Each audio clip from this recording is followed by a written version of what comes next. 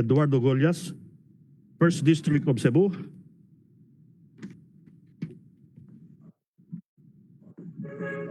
Mr. Rex Victor Fuentespina, past President, Philippine Orchid Society. Maria Olivia Fuentespina, R&D Director, Fuentespina Orchids, founding member. Engineer Armen A. Cuenca, City Local Environment Natural Resources, Cagayan de Oro. Mayor Mercedita Apura, Carcar City, Cebu. Attorney Ryan Oliva. Director Shalimar Hofer Tamano.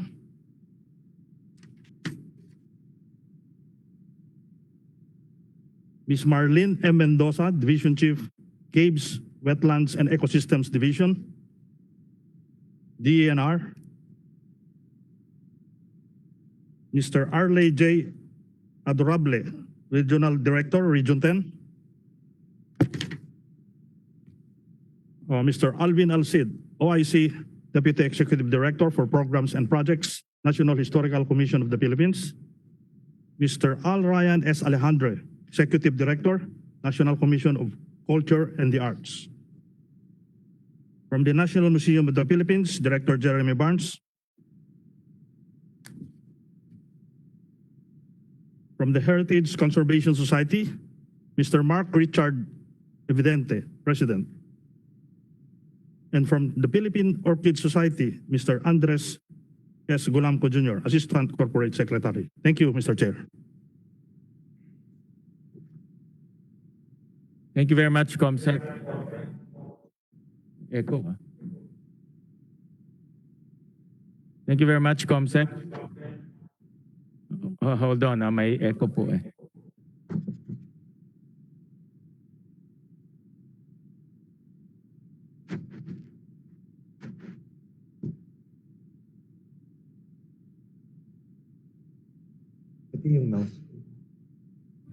Hello, can you hear me, Nancy? All right, thank you. Today we'll be tackling 3 local bills which were brought to the Senate by the House of Representatives.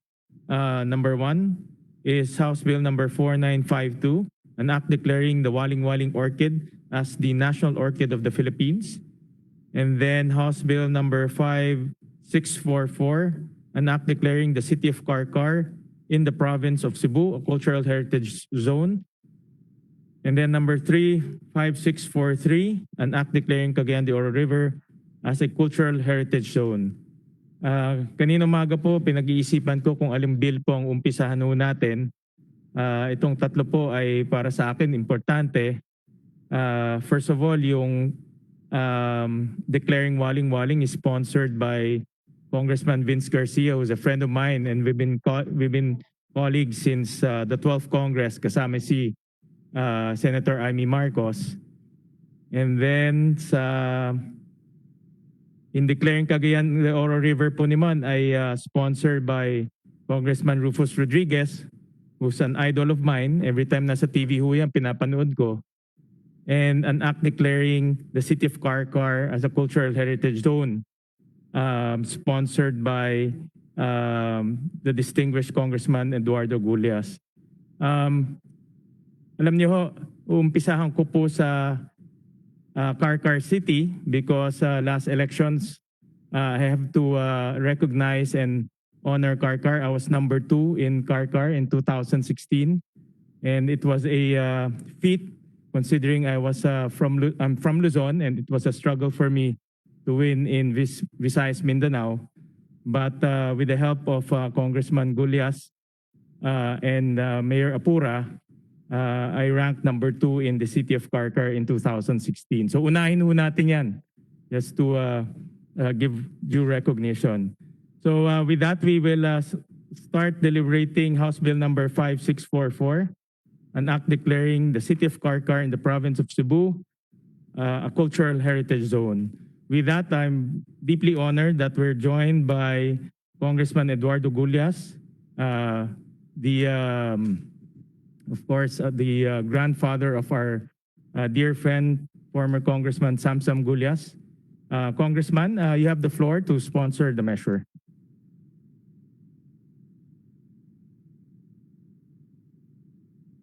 Yes, recognize. Mayong buntag, Honorable Chair, Congressman Gatchalian, Chairman of the committee, and distinguished members of the Senate Committee on Basic Education and Culture, and to all those attending physically or via Zoom. This humble representation of the First District of Cebu is humbly proud to present the Committee House Bill 5644 to be known as the Carcar City Cultural Heritage Zone Act, which was approved in the House of Representatives for third and final reading December 17, 2019, and transmitted to the Senate the following day. From its priceless buildings, many of which predate the Spanish occupation, to its rich cultural tradition, best exhibited by its famous lechon Carcar, occupies a special place in Filipino history and culture.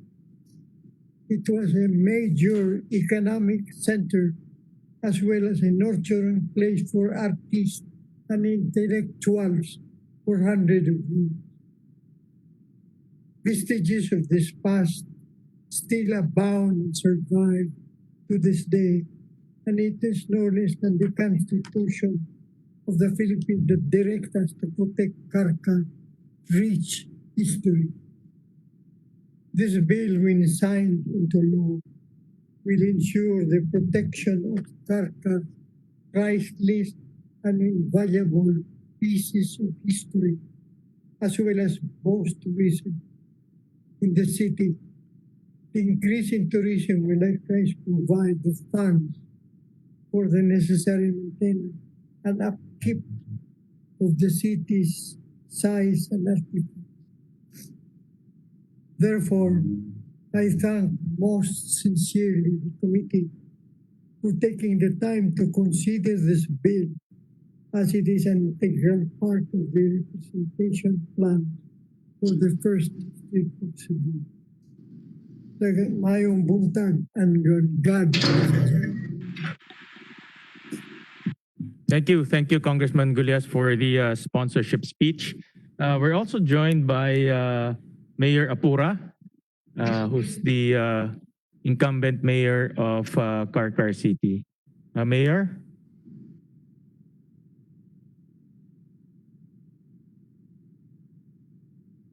Mayor Apura, are you there? Mukhang wala pa ho siya. We'll call on him later on.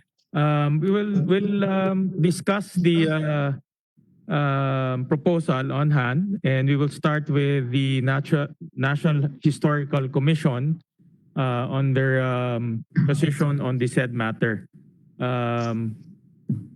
We recognize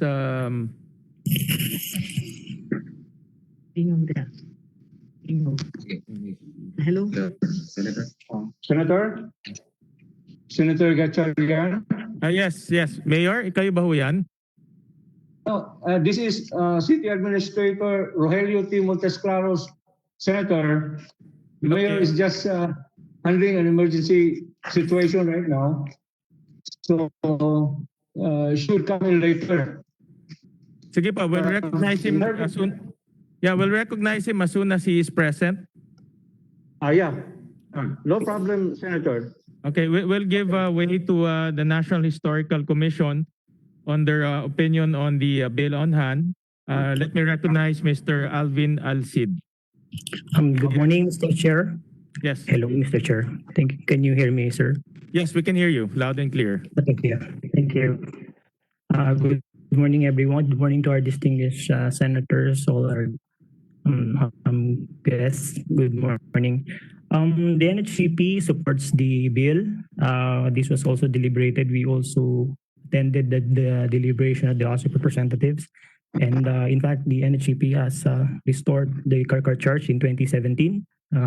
That's why we are supportive of this bill, Mr. Chair. That's all. Thank you.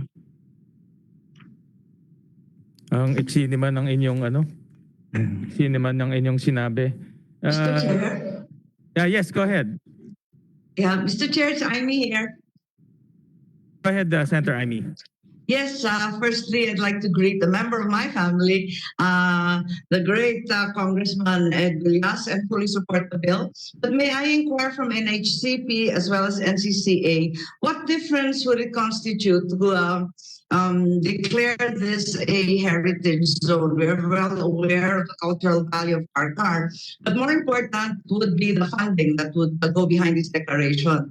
So I am aware that right now there are several places, particularly in Ilocanda, with which I'm intimately related, kahit hindi naman dinideklarang heritage zone, parang national treasure lang, at linalagyan ng plaque, binibigyan naman ng pondo. Are there any additional advantages to the declaration of a heritage zone in the city of Carcar?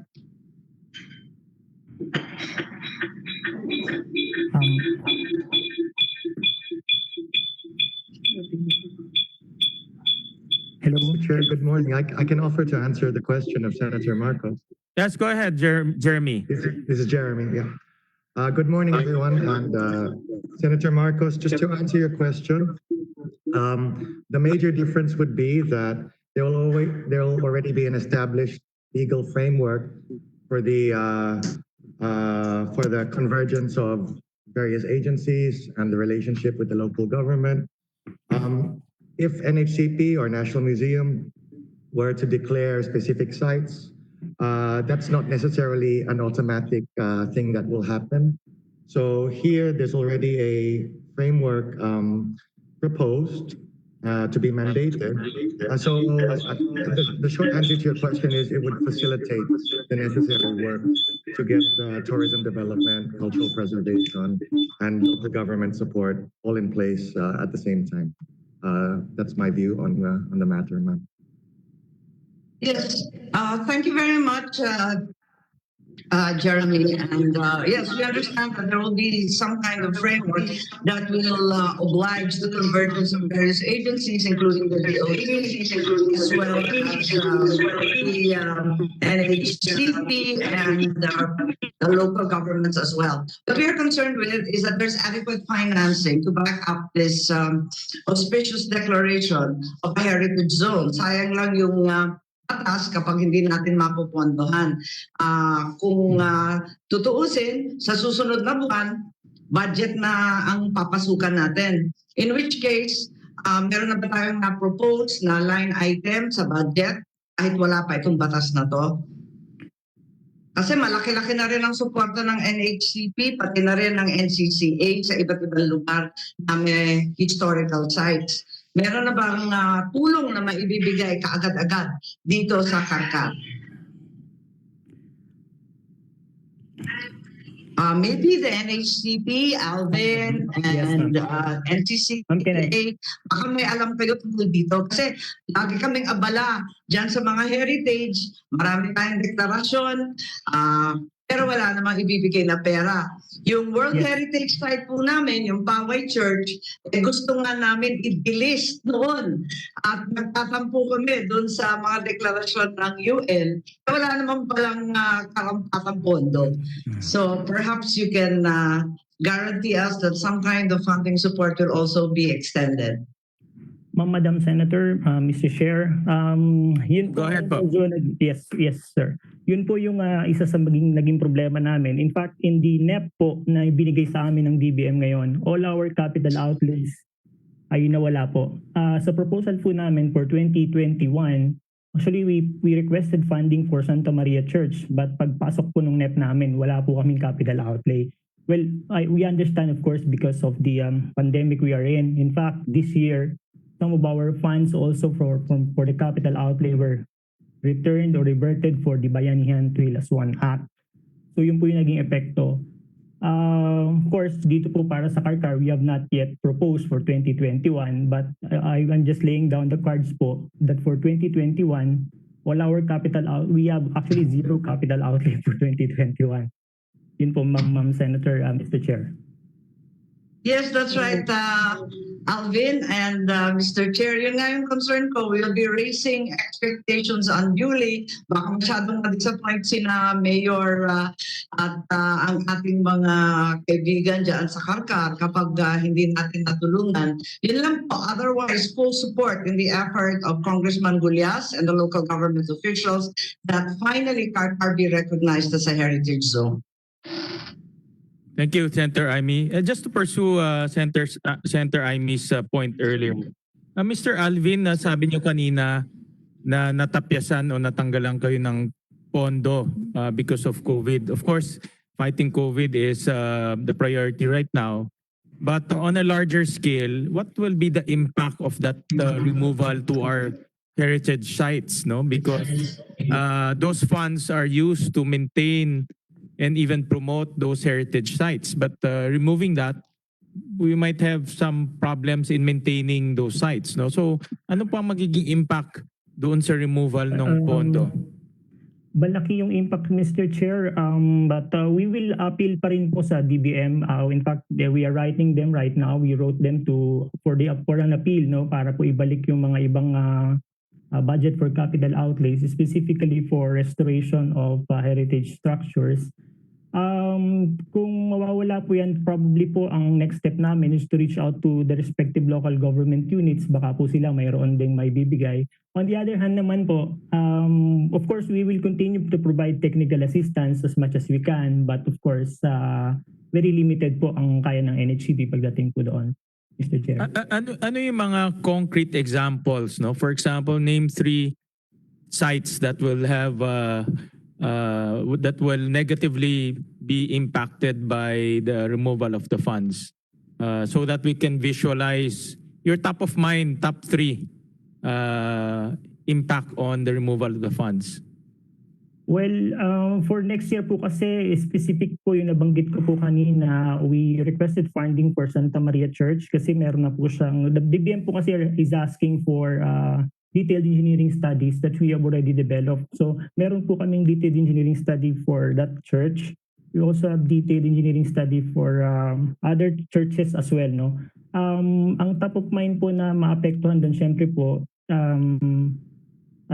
yung pagkasira niya, hindi natin masasawata, no? Medyo maapektuhan siya, no? We'll probably wait a few more years to get some funding. So for the meantime, siguro what we can do is to provide them with some technical assistance on how to at least maintain, no? Wag lang mapabilis po yung deterioration. As of now, meron naman po kaming mga technical team, meron po kaming restoration team that can provide them some advice on how to preserve, no? Kahit po hindi lang magtuloy-tuloy yung pong pagkasira ng mga ating mga heritage structures. Mr. Chair? Go ahead, Senator Nancy. Siguro tatanong ko lang, how much was taken out? I'm sorry, Ma'am Senator. I'll check. Can I get back to you po? I'll just check po yung aming budget for next year. I think about 300 million was taken out. All of these were capital outlays. I'm not so sure about the figure. This year or for this year? For next year for or for this year? 2021 po. For 2021. But for 2020? For 2020, more than 100 million was reverted for the Bayanihan to Ilas 1.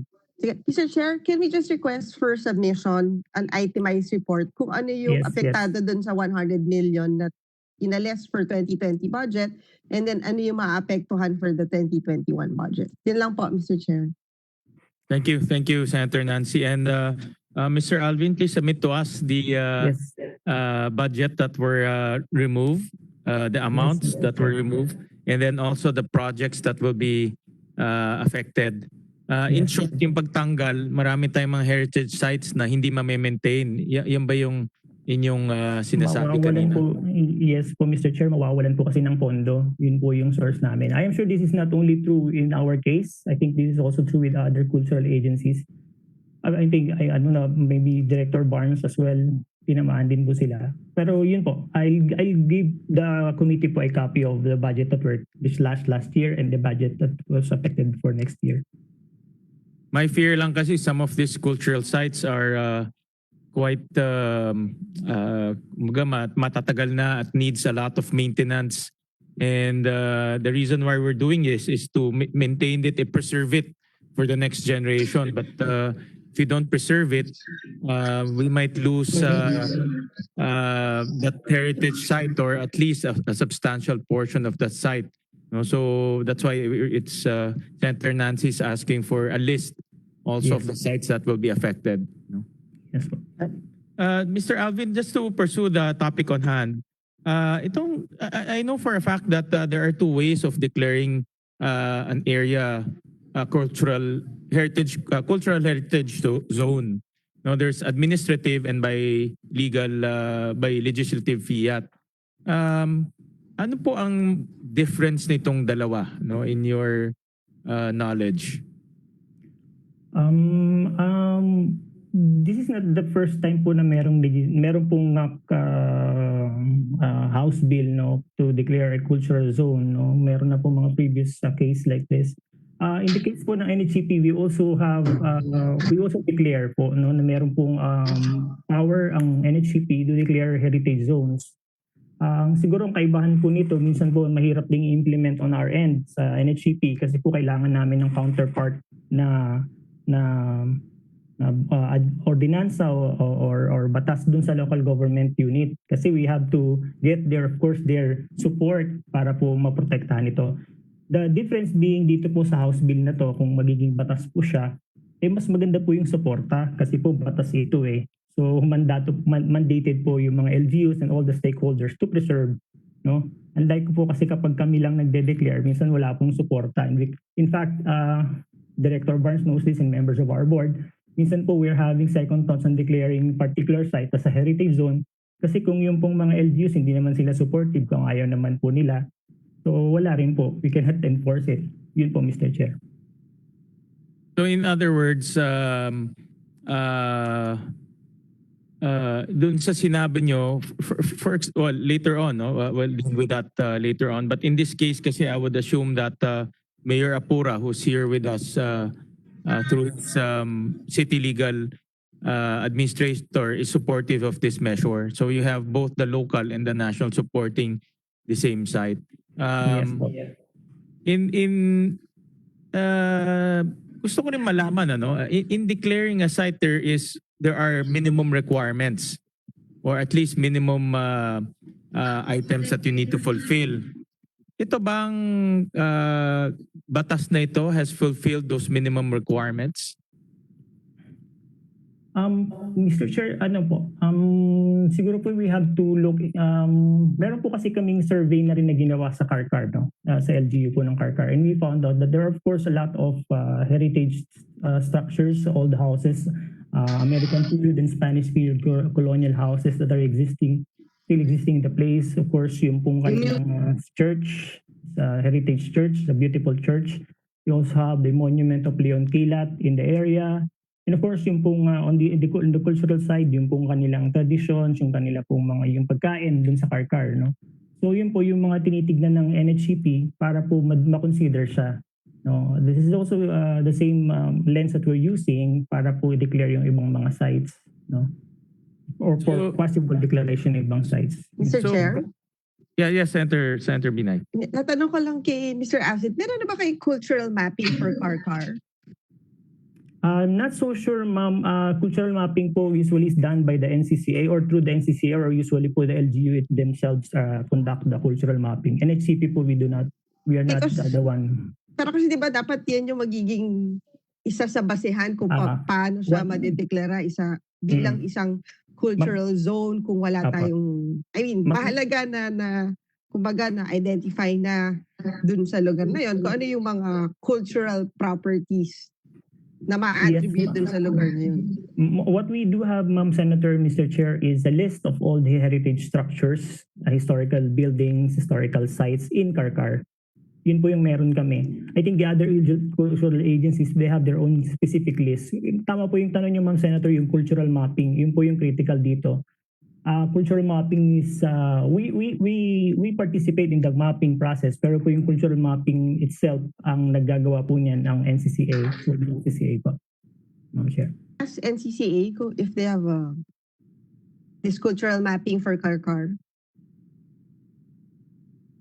NCCA, represented by the Executive Director, Ryan Alejandre. Hi, Chairman. Good morning. Good morning, Edie. As of now, Chairman, the City of Carcar Cebu is requesting to NCCA for having the cultural mapping. So nagre-request pa po sila. Hello? Yes. We can So hear you. wala pa. Hindi, wala pa kayong ginagawa. Senator, they are requesting from us for a cultural mapping po. Pero yung LGU, meron na. Putol po kayo, ma'am. Di po pa. Yung ano po, yung Carcar po nagre-request pa lang po ng cultural mapping po sa Mr. Chair, since yung NCCA wala pa, baka yung LGU merong existing cultural mapping because I think it's very important na meron tayong ganong data kasi I mean, ano yung magiging basihan for a declaration when parang wala tayong inventory of what's in Carcar for it to be declared as a cultural zone. I mean, I'm supportive of this bill. Kailangan lang natin siguro malaman yung magiging basihan pag pinasa na natin ito. Charles. Senator Binay. Sorry pinutol kita kasi yung sa akin nakadirect. So wala pa, no? Okay. Sige. Charles, if meron kasing question. I think si Mayor ata wants to speak. Yes, Mayor Apura, you're recognized. Senator Binay, Mr. Chair, good morning. This is Rogelio T. Montes Claros, the City Administrator. We've learned that you're asking for the heritage inventory, culture map. I think it is already embodied in our municipal ordinance number 10-05, dictating all the necessary an ordinance declaring certain building, structures, monuments, and sites in the municipality of Carcar as towns, heritage monuments, sites, and zones, and creating the Carcar Cultural Heritage Conservation Council and other purposes. Nandun na lahat ang mga items na we're dreaming of to be declared as heritage sites. Under specifically on Section 3, nandun lahat, Mr. Chairman.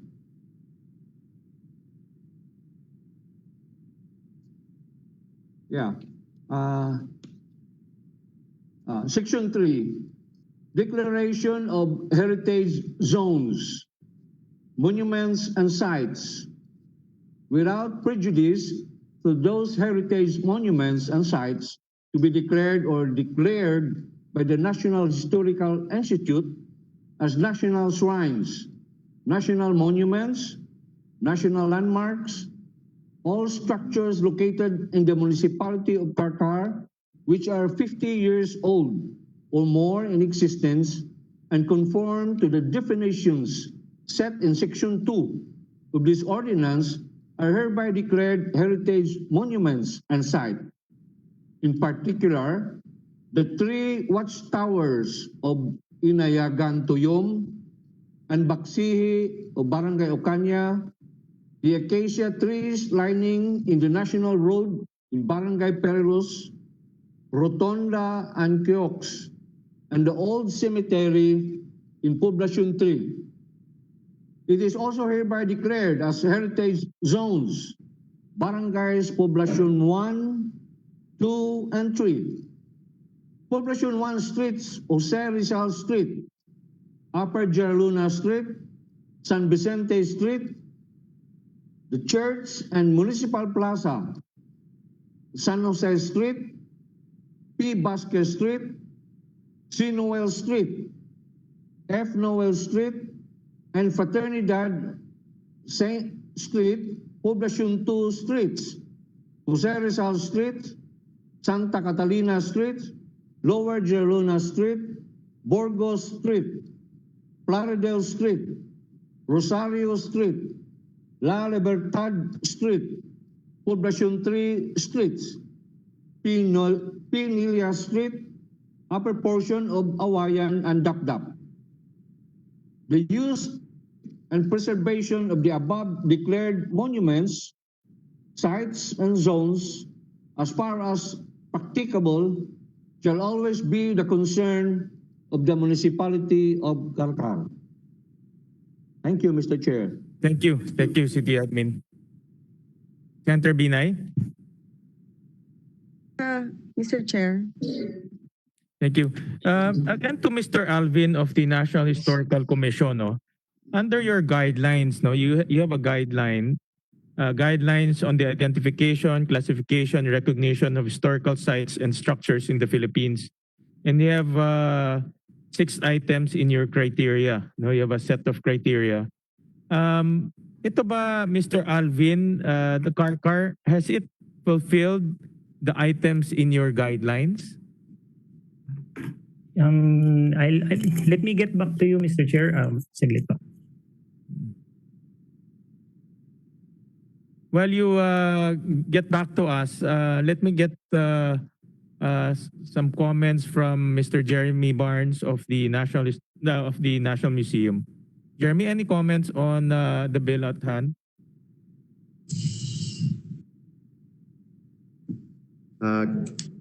Thank you, Mr. Chair.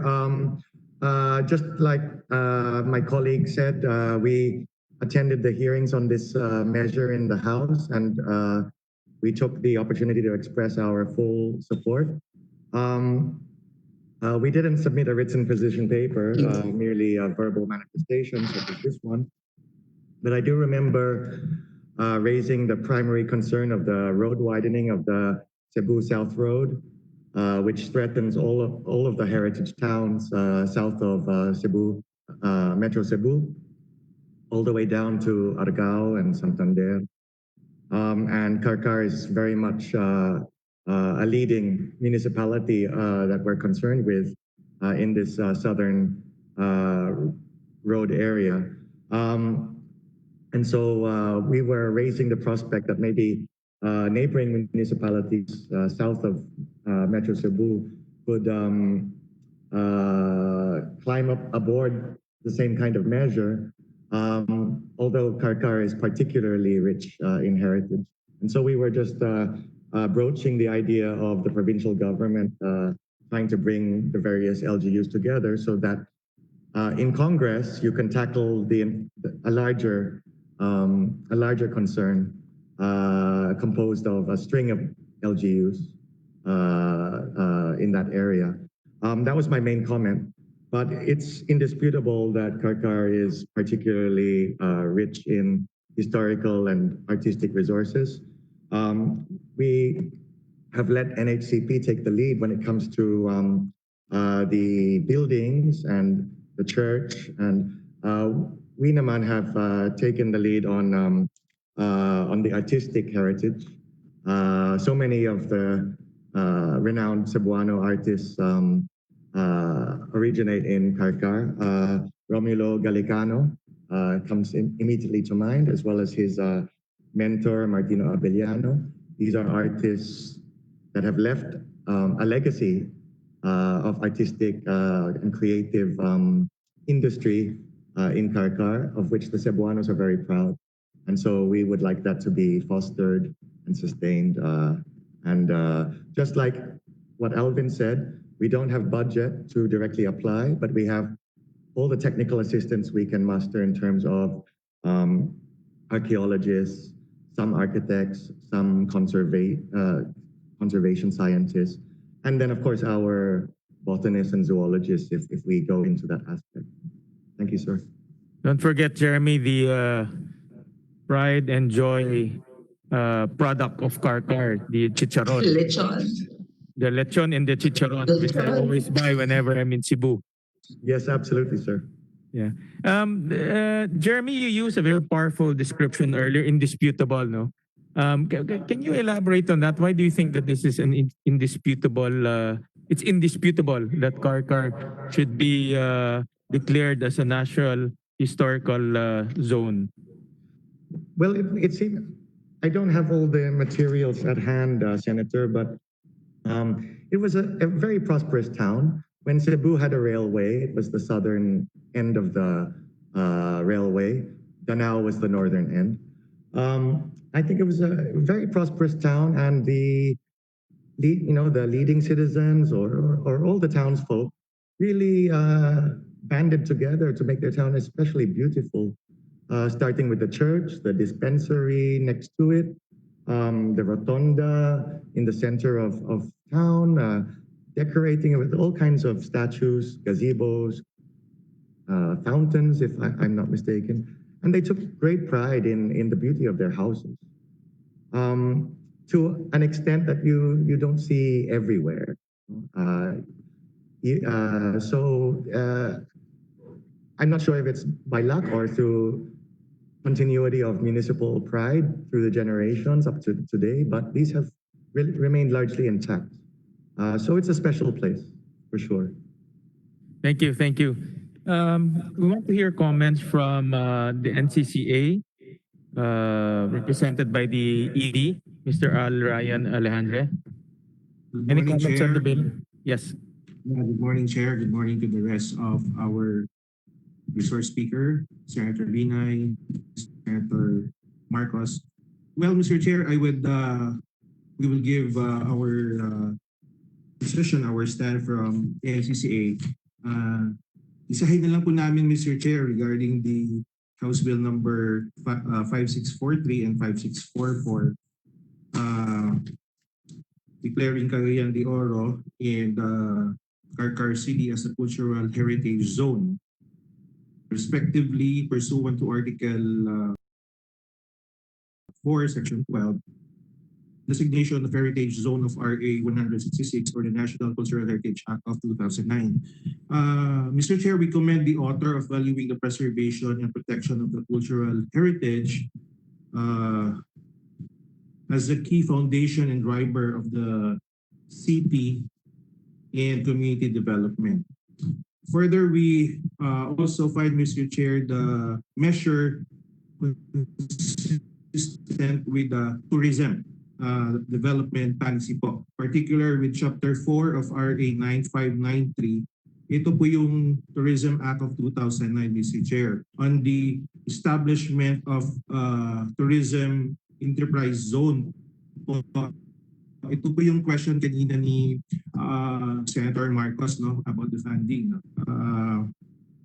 We call it TEZ or TEZ, the Cultural Heritage Category, where in any area designated as TEZ is given an economic support po. Binibigyan po ng economic support. Kung dyan po yung ating category, no, Cultural Heritage Category.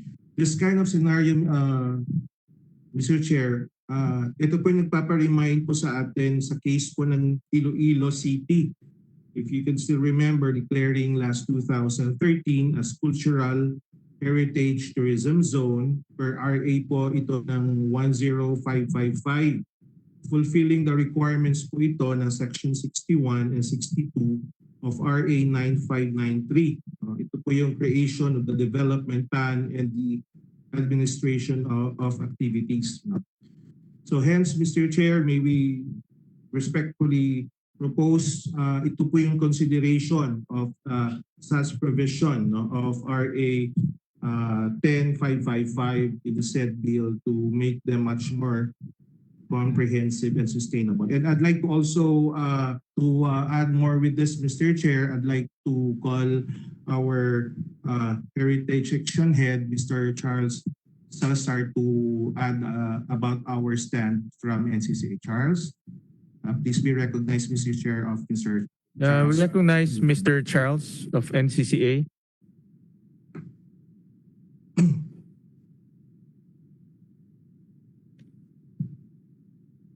Mr. Charles, you recognize. Charles, can you turn on your mic? Nandiyan ba siya?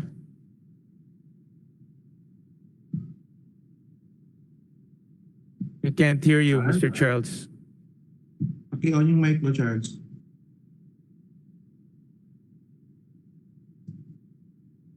Well, anyway, Mr. Chairman, that is our record. Ayan, sige Charles, go ahead Charles. Yes, sir. Sorry, is there a question? Kindly repeat, please. Yes, go ahead. You were referred by Mr. Al Ryan to give comment on the bill at hand, declaring Carcar City as a cultural heritage zone. Thank you, sir. We appreciate the bills, but I understand that the intention is to, other than heritage preservation, it's also intended for tourism purposes. We've been working with TIESA before because there is a category under tourism enterprise zones, which are cultural heritage in category. And so far, I believe they have not yet made any designation of a tourism enterprise zone of such category.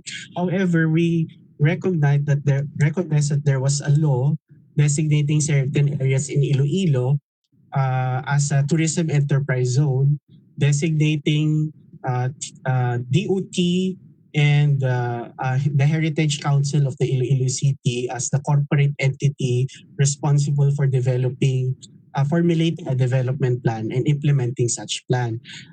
We hope that such model would serve as a basis for improving the bills pertaining to Carcar and Cagayan de Oro, because we see this as consistent with Tourism Act of 2009. Well, those provisions are included in the bill, Yes. actually, and it's consistent in two measures. So thank you very much. We're also joined by yes, Senator Mr. Chair. Amy. Yes, Senator Amy, go ahead. Sorry, just a quick comment, no? Doon sa TIESA, sana makikisuyo ako sa TIESA na sana baguhin o review nila yung kanilang mga guidelines for a tourism enterprise zone, precisely because they are inappropriate for many of the historical and heritage sites. Unang-una yung requirement of 5 hectares. E paano ka naman hahanap ng 5 hectares sa kalagitnaan ng lungsod katulad ng Carcar? Tapos may mga evidence of title, samantalang marami dito, talagang pag-aari ng simbahan, alangan naman agawin pa ng LGU o sino man. So there are many provisions and requirements imposed by the TIESA in order to establish a tourism enterprise zone that are inapt for heritage sites, which are clearly in the center of town, belong to the church or to other charitable institutions, and therefore can never avail of TIESA's monies. Ikalawa, I would just like to congratulate Congressman Gullias for his all-of-government approach. Itong convergence na for the first time ina-apply sa tourism and heritage, pati na rin sa TIESA kung saan talagang may pera. Hindi po namin naisip yan. Therefore, tagayahin po namin sa Ilocos itong through legislation. Chair, with your indulgence, I'm going to join the local government meeting. Ang huling hirit ko na lang po, I would just like to enjoin the support of my colleagues, both in the House as well as in the Senate, Senator Binay, Senator Gatchalian, for support for the restoration of the line item budget in GAA 2021 for Santa Maria Church in Ilocos Sur. It is a World Heritage Site, one of the prides of Philippine Baroque architecture, and unfortunately, because it is so unique as a citadel church, it has also been very, very badly eroded, sitting on a walled city as a fortress. So kailangan na kailangan talaga nito. Napakataas nito overlooking na yung buong coastal plain. Kung kaya pag nawalan pa ito ng budget, baka mahulog na lang ito ng tuluyan. Thank you very much, Mr. Chair. Thank you, Senator Amy. Do you wanna? The DOT is here with us. Do you want to hear a response from the DOT? They're represented by Yusek Arturo Boncato. Yusek?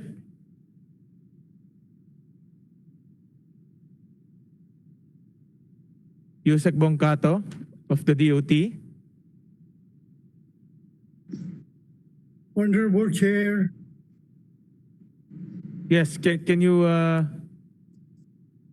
Yusek Boncato, are you there?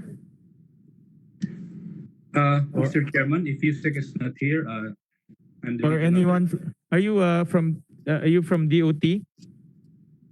Mr. Chairman, I'm the Regional Director of Central Visayas. Mr. Ah, Chair, Okay. Yes, Senator Binay. hindi, gusto ata magsalita ni Kong. Let me just hear a response from the DOT Region 7. And then we recognize Congressman Gulyas after. So, Mr. Chairman, yes, good morning. go ahead. Yeah, Mr. Chairman. Yes, we fully support this move. In fact, this is timely because there are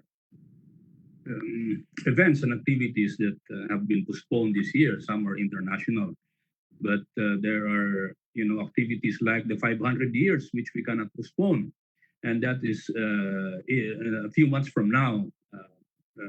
500 years which really started here in Cebu, and Carcar being one of the showcase of what we have for our 500 years. We fully support this measure, Mr. Chairman. Thank you. We recognize Congressman Gulyas. first of all, Honorable Chair, I'd like to acknowledge with thanks and appreciation the comments of Senator Jaime Marcos. I recall the senator had the opportunity to visit us and visit the place. And the comments that she made here has been very true and correct. Secondly, I also would wish to thank the Honorable Chair for giving us the opportunity to appear before this committee and present our proposal. May I include, first of all, our sincerest thanks and appreciation to Senator Jaime Marcos. She also has been our guest in Carcar and the district, and she knows the area like she knows her own district. I also would wish to thank the other members of the committee for the positive comments in favor of our bill.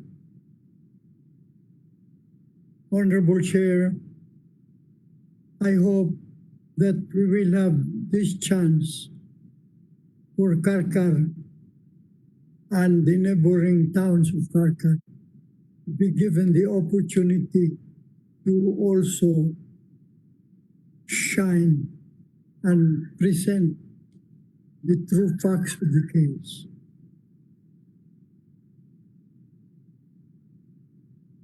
Thank you, Honorable Chair. Thank you, Congressman Gulyas. Thank you very much for that comment. And indeed, I've been to Carcar many times, and indeed it's one of the most beautiful as well as I would say economically productive cities in Cebu. And like I said, I holds a dear place in my heart because I fared quite well in the 2016 elections there. We also are joined by the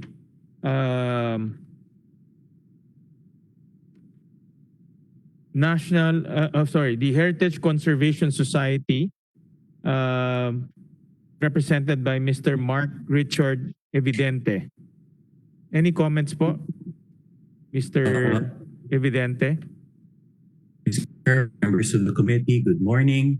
Thank you po for extending the invitation to us to participate in this committee hearing.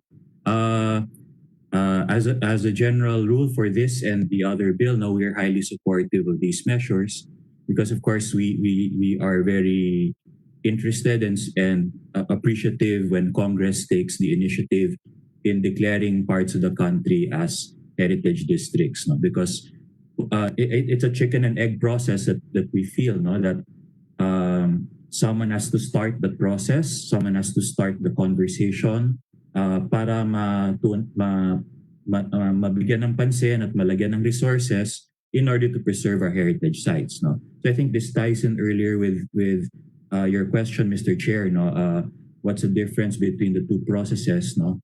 I think the administrative process is more shall we say, stakeholder driven, no? Citizen driven, no? Mag-a-apply yung citizen to have an area declared, no? But the other side, no, kung government driven, then legislative process is a good way to go about it. So I think Carcar has done its homework, no? It has sites, no? But of course, more research will need to be done to elevate that into a cultural map. More research and planning will need to be done to turn that into a conservation management plan for the zone. No? But I think that's something that precisely should come out of passing this bill and turning it into law. That the district will have the area rather will have the resources to finally come up with the necessary research, the proper conservation planning, and then that will be integrated with the LGU's plans. No? Kasi minsan yung nangyayari is that we have heritage sites, no? Individual sites, individual structures, meron silang plano, pero hindi na-integrate with the rest of the community. No? So I think crucial yan na ma-declare siya as zone para yung individual sites ma-integrate yung development plan nila, ma-integrate yung conservation plan with the rest of the community. So you don't end up having, shall we say, sore thumbs na we have these very new structures or these very incompatible structures right beside heritage houses, diba? Or right behind them na nasisira yung view. So yan po yung goal ng heritage zoning, no? Heritage plan, coming up with a heritage district or heritage zone, that we have a holistic view on how the zone will be developed and conserved. And then a lot of research and a lot more development planning goes into the zone also to manage the needs of conservation and development. So yun po, Mr. Chair, no? So that pretty much sums up our organization's position for the two bills pertaining to the declaration of two zones, no? Mainly for Cagayan de Oro River and for Carcar. Thank you, Mr. Chair. Thank you, Mr. Mark. I also have a pending question to Mr. Alvin Alcid of the NHCP. Mr. Alvin, ready na kayo with the answer? Yes, Mr. Chair, with regards to, you're referring, Mr. Chair, to the guidelines of the Correct. NHCP? Yes, Mr. Chair. Yun po, I think doon po sa batas kasi sa proposed na batas na ito, after it becomes a law, magiging kasama po ang NHCP doon sa gagawa ng IRR nito, and that's the time that we will apply po yung mga guidelines na ginagamit po ng NHCP sa iba't ibang mga heritage zones, sa iba't ibang mga declarations na ginagawa. Mr. Chair. Yeah, pero diba when you declare, there are certain set of criteria that you have to at least fulfill. correct? Yes po. For specific structures po, Mr. Chair. For specific structures, meron po. For Carcar, ano ba siya? Has it fulfilled those specific criteria? With regards po, Mr. Chair, dun sa mga structures that we declared, yung pong simbahan, yung pong ilang mga heritage houses doon sa Carcar, because we already declared some heritage houses within the area po. Pero not the Okay. whole Carcar. Yun po, Mr. Chair. But at least it has the components to become a heritage zone. Yes po, Mr. Chair.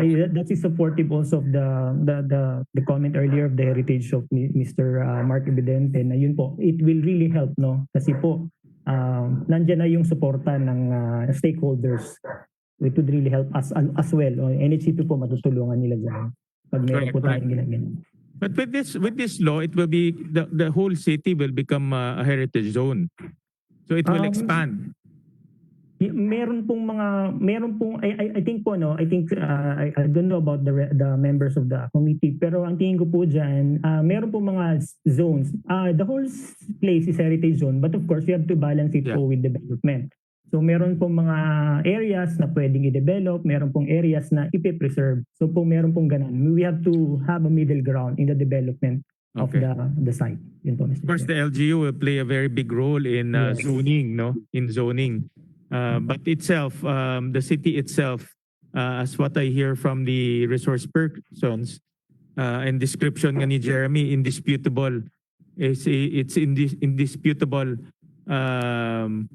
that Carcar City is a heritage zone, and it has all the components to become a cultural heritage zone as a city.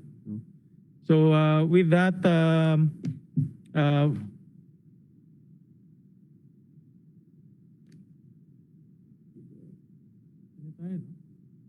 right. With that, Senator Binay, may you have Senator Binay? Do you want to make a motion to approve House Bill number 5644, declaring Carcar City as a cultural heritage zone? Before we approve, I think nandiyan na ata si Mayor Apura of Carcar. Yan na ba? Mayor, are you there? Baka you can give her a chance to speak. Mayor, are you present with us virtually? Yes, Senator. Good morning po sa lahat. Senator Gatchalian at Senator Binay. At sa lahat ng mga congressman at mga resource person. Mayor, go ahead. You can give your sponsorship speech or endorsement speech. At sa lahat nandoon, magandang umaga po sa lahat. Go ahead po, Mayor. You can give comments on the bill. Okay, I'm very happy, Senator, no? I'm very happy sa bill na yon. Magpasalamat kami sa lahat sa inyo, Congressman Collias, na the one who sponsored that bill, and also sa lahat na kasi yung bill dati lang naming hinihintay. Kasi yon, hinihintay sa lahat ng mga Carcaranons. Para makakatulong namin dito for the preservation of the development of the city of Carcar. All right, ma'am. Thank you. Thank you very much. So, Senator Binay, you have the honor of endorsing the bill. Sir, I move that we approve declaring Carcar City as a cultural heritage zone. Thank you, Senator Binay. Salamat po, Senator Gatchalian. Senator Amy Marcos, sa lahat nandoon, sa mga congressman, especially to Sir Eddie Golias. Salamat po sa lahat.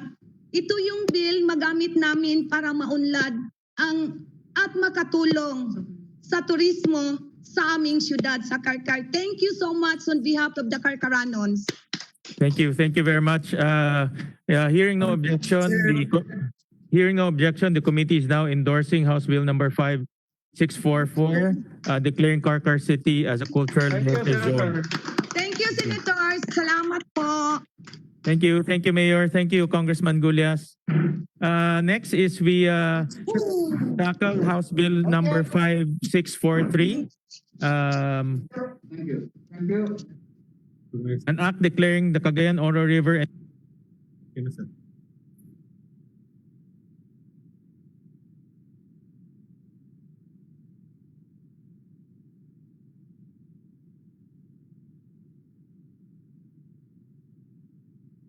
Mr. Chairman.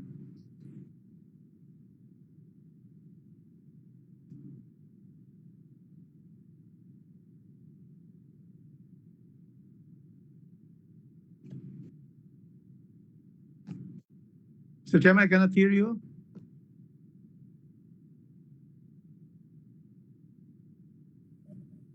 Congressman, can you hear me? Yes, now I can hear you now. Good morning, Yes. Mayong Buntag, Chairman Win Gatchalian, Mayong Buntag, Senator Nancy Binay, and to to Congressman Gulyas, congratulations, and to Mayor Apura, Mayong Buntag, to all the resource persons this morning. Mr. Chairman, of course, you have come to Cagayan de Oro City, the city of golden friendship, many times, and you always cross that Cagayan de Oro River, which divide the first district of Congressman Uy and my district, the second district. Now, Cagayan de Oro River, Mr. Chairman, is the area where the initial settlement, very early on in our history, was evolved. And this river is where also, when the Spaniards came in 1622, coming from Carcar, the Recollect Order evangelized our city, and they passed through this river going inland and established what is now known as the population of Cagayan de Oro City. Cagayan de Oro City River is a first-class river, one of the few rivers that are first-class as classified by the DNR. And early on, about 10 years ago, Archbishop Oscar Ledesma, Archbishop Antonio Ledesma, organized the Cagayan de Oro River Preservation Council. And the reason for that is that there are now earth-moving activities in the area. There are now poultry production, piggery, destroying the very pristine Class A river of Cagayan de Oro. Secondly, Cagayan de Oro River is now the venue of the #1 tourist attraction of Cagayan de Oro, the whitewater rafting. And if we are going to pollute that river, there will be no more whitewater rafting. So, Mr. Chairman, I am therefore requesting your committee. I am very happy. This is my first time to be invited to any committee in the Senate, probably because my bills are now with you. And I am thankful that you have asked us to attend. And so therefore, I would wish that this be taken up today. I have heard the resource persons, because when they gave their comments on the bill of Congressman Gulyas, they always mention also my bill, because they are about cultural heritage, and I have heard them.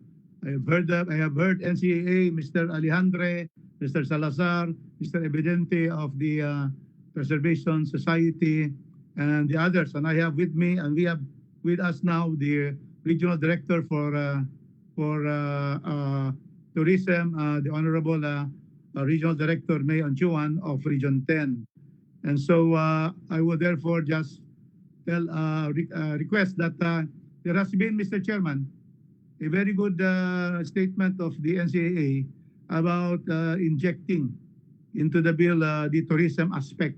And I've heard also the tourism regional director. So I think, Mr. Chairman, we should be able to take the suggestions of the different resource persons, that at the same time, the cultural aspect of the bill, we can already include, similar to the Iloilo, Bacolod example, will also be a tourism area.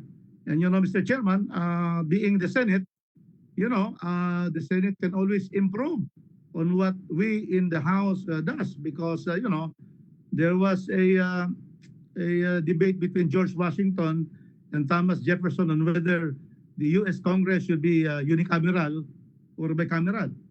And Mr. Chairman, what George Washington said to Jefferson, who was for Thomas Jefferson was for a unicameral assembly, like the Parliament of England. And he said, why do you put your coffee from the coffee pot to the cup? And Jefferson answered, to cool it, precisely according to George Washington. The heat, the turbulence of the House will be, through maturity, be improved by the Senate. So that is the statement of George Washington. So there's a need for the Senate. However, Speaker Tip O'Neill, Mr. Chairman, and Speaker Newt Gingrich said that it is a misnomer to say that the House of Representatives is a lower house. The only reason it's called lower house because when the first Congress of the United States started in New York at the Federal Hall, the Senate went to the first floor and the House went to the second floor. So according to Newt Gingrich, Your Honor, the House is the bigger house, and you are, Your Honor, the smaller house. Thank you, Mr. Chairman. Thank you, Senator Rufus. Every time I listen to you, you never fail to enlighten me and educate me. My first question to you, Congressman Rufus, yung mga libro ba ninyo sa likod nyo, binasa nyo lahat yan? Well, hindi pa talaga. Because, Mr. Chairman, to tell you, I have the biggest collection in the country because I've done this when I was still a student. The left side, Mr. Chairman, is about history. History of almost all the countries of the world here, history. In the middle, Mr. Chairman, are biographies of Disraeli, Gladstone, Roosevelt, all the great people of the world, including Yasser Arafat.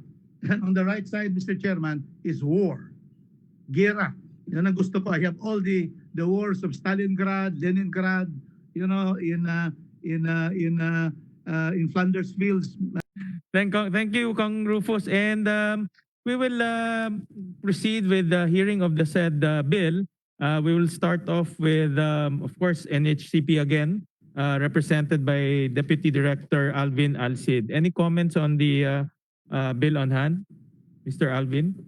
Thank you, Mr. Chair. Thank you, Congressman Rufus. Good morning again, everyone. Senator Binay, Congressman Gullas. Archaeological. May I read, Mr. Chair, the position of the NHCP on this matter?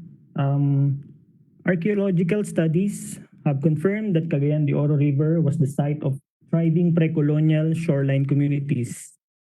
The river also witnessed one of the major victories of the Philippine Republican Army against the U.S. forces through the Battle of Macahambus Hill of June 4, 1900. This was recognized by the NHCP when it installed on June 4, 2000 the historical marker Labanan sa Burol ng Macahambus at Macahambus Hill, Barangay Bayanga, a riverside community. Thus, the NHCP is supportive of this bill, Mr. Chair, as we did during the hearing at the House of Representatives. Thank you, Mr. Alvin. Talagang matipid kayo magsalita, Mr. Chairman. Yes, Kong Rufus. Thank you for recognizing me again, Mr. Chairman. I'd like to thank Mr. Alcid for reminding us that indeed, archaeologically, the UP group of archaeologists and also the Cultural Center, and I see Mr. Jeremy Barnes here, they found in the slope of Upper Cagayan de Oro, not the poblacion, because that was transferred already. The first settlements were really upper, that is almost across the old airport. And there we had a lot of obsidian glass, some bones, and some small artifacts that were found in that area, because the Cagayan de Oro River was really where the early civilization of Cagayan de Oro started. So the first point to Mr. Alcid, thank you for that. The second one is the Battle of Macahambus Cave. And of course, your marker there is very clear for all. And Mr. Chairman, this is one of the first victories of Filipinos against America, because here 9 Americans died and 1 was captured. and no Filipino of General Capistrano and Apolinar Velez was even hurt in that area. It was an ambush and the Americans died there. So historically, we have two, the early settlement and also the Macahambus Cave. And that is why when things become already settled in this country, I'd like to invite the source persons first to see the site of that first settlement, and then Macambos Cave if they have not yet seen it. And then, of course, I will treat you all to the whitewater rafting. Almost all the congressmen who went there for hearings had been able to go there as I host them. So my standing invitation is I hope we get a vaccine so that we can all be together, and we will invite all our resource persons if you have not yet done so, because many have already done it, including Senator Win. You have been there, correct? And Senator Binay, to the whitewater rafting, our number one tourist attraction, correct? Yes, Senator Rufus, we will take your invitation after the pandemic. Me and Senator Binay and Senator Marcos will definitely schedule and try out your world-renowned whitewater rafting. I have to admit, I've been to the one in Davao, but never to the one in Cagayan River. So we will take up your invitation once a vaccine is ready in our country. Our pleasure, Mr. Chairman, our pleasure. Thank you. And your wealth of knowledge in history is really amazing. Sabi ko nga sa staff ko, Kong Rufus, walking history book kayo eh. No, from Filipino-Chinese history to the American War, talagang kabisado niyo ho yan. Thank you. We also want to hear from NCCA, Executive Director Ryan S. Alejandre. Thank you very much, Chairman Gatchalian. Again, mayong buntag kanatong tanan, Senator Binay and Senator Marcos, as well as our honorable congressman from Cagayan de Oro, ang amuang silingan lugar. I'm from Davao City, sir. I'm a former councilor from Davao.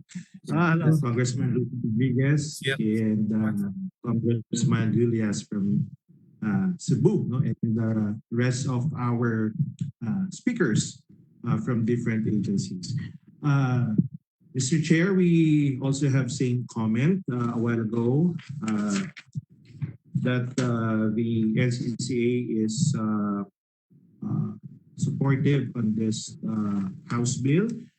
Of course, we commend the author for valuing the preservation and protection of the cultural heritage, Mr. Chairman, as a key foundation and driver of the city and the community development. Again, ulitin lang po namin, Mr. Chairman, that we also find measure consistent po yung sa akin sinasabi na tourism development policy po, no? Particular with Chapter 4 of RA 9593 po, yung Tourism Act of 2009. Yung sa TIESA po, yung Tourism Enterprise Zone, doon po masasabi po cultural heritage category, as mentioned by Congressman Rufus Rodriguez, no, that one of the drivers to really make the city progressive is also through tourism. And this kind of scenario, Mr. Chairman, reminds us again, as mentioned a while ago, yung sa Iloilo po, no, yun yung pong ating model. So again, Mr. Chair, we are supportive on this item on behalf of the National Commission for Culture and Arts. Daghang salamat ug may buntag. Thank you, Director Alrayan. And in Section 7 of the proposal, let me just quote, the DOT in coordination with the Philippine Tourism Authority, the DNR, the city government, Cagayan de Oro, and the other government agency concerned shall prepare the development plan involving preservation, conservation, restoration, and maintenance. So there's a tourism component, which I truly agree, in order to sustain the protection, conservation, as well as promotion, you need some income revenue that is compliant to some form of ecological tourism. So that's why in both laws, Carcar and also in this one, in both proposals, the tourism component is in the bill. And we would like to solicit some more comments and suggestions from NCCA as well as the NHCP to probably improve on that provision, whether that provision is ready enough or we can expand that provision to take into consideration the experiences of Iloilo when it comes to tourism promotion. We also want to hear Mr. from Chair? yes, Chair? Senator Binay. Yes. Siguro just a comment dun sa provision na yun. Kasi there are also instances wherein conservation and tourism, medyo may mga instances na nagkakaroon sila ng conflict. And sana, since this is conservation, mas mangibabaw yon kesa dun sa need to generate income. Because at the end of the day, what's important is conservation of our culture, di ba? Kasi alam naman natin may mga pagkakataon na kung saan yung turismo yung sumisira dun sa heritage sites natin eh. And sana laging mas mangingibabaw yung pagpe-preserve ng ating kultura more than the income generation. Yun lang po, Mr. Chair. Yeah. Thank you, Senator Binay. And Senator Binay is the chairman of the Tourism Committee. And that's why she is very knowledgeable and she's well versed in terms of how to balance the tourism revenue as well as conserving our heritage zones and cultural zones.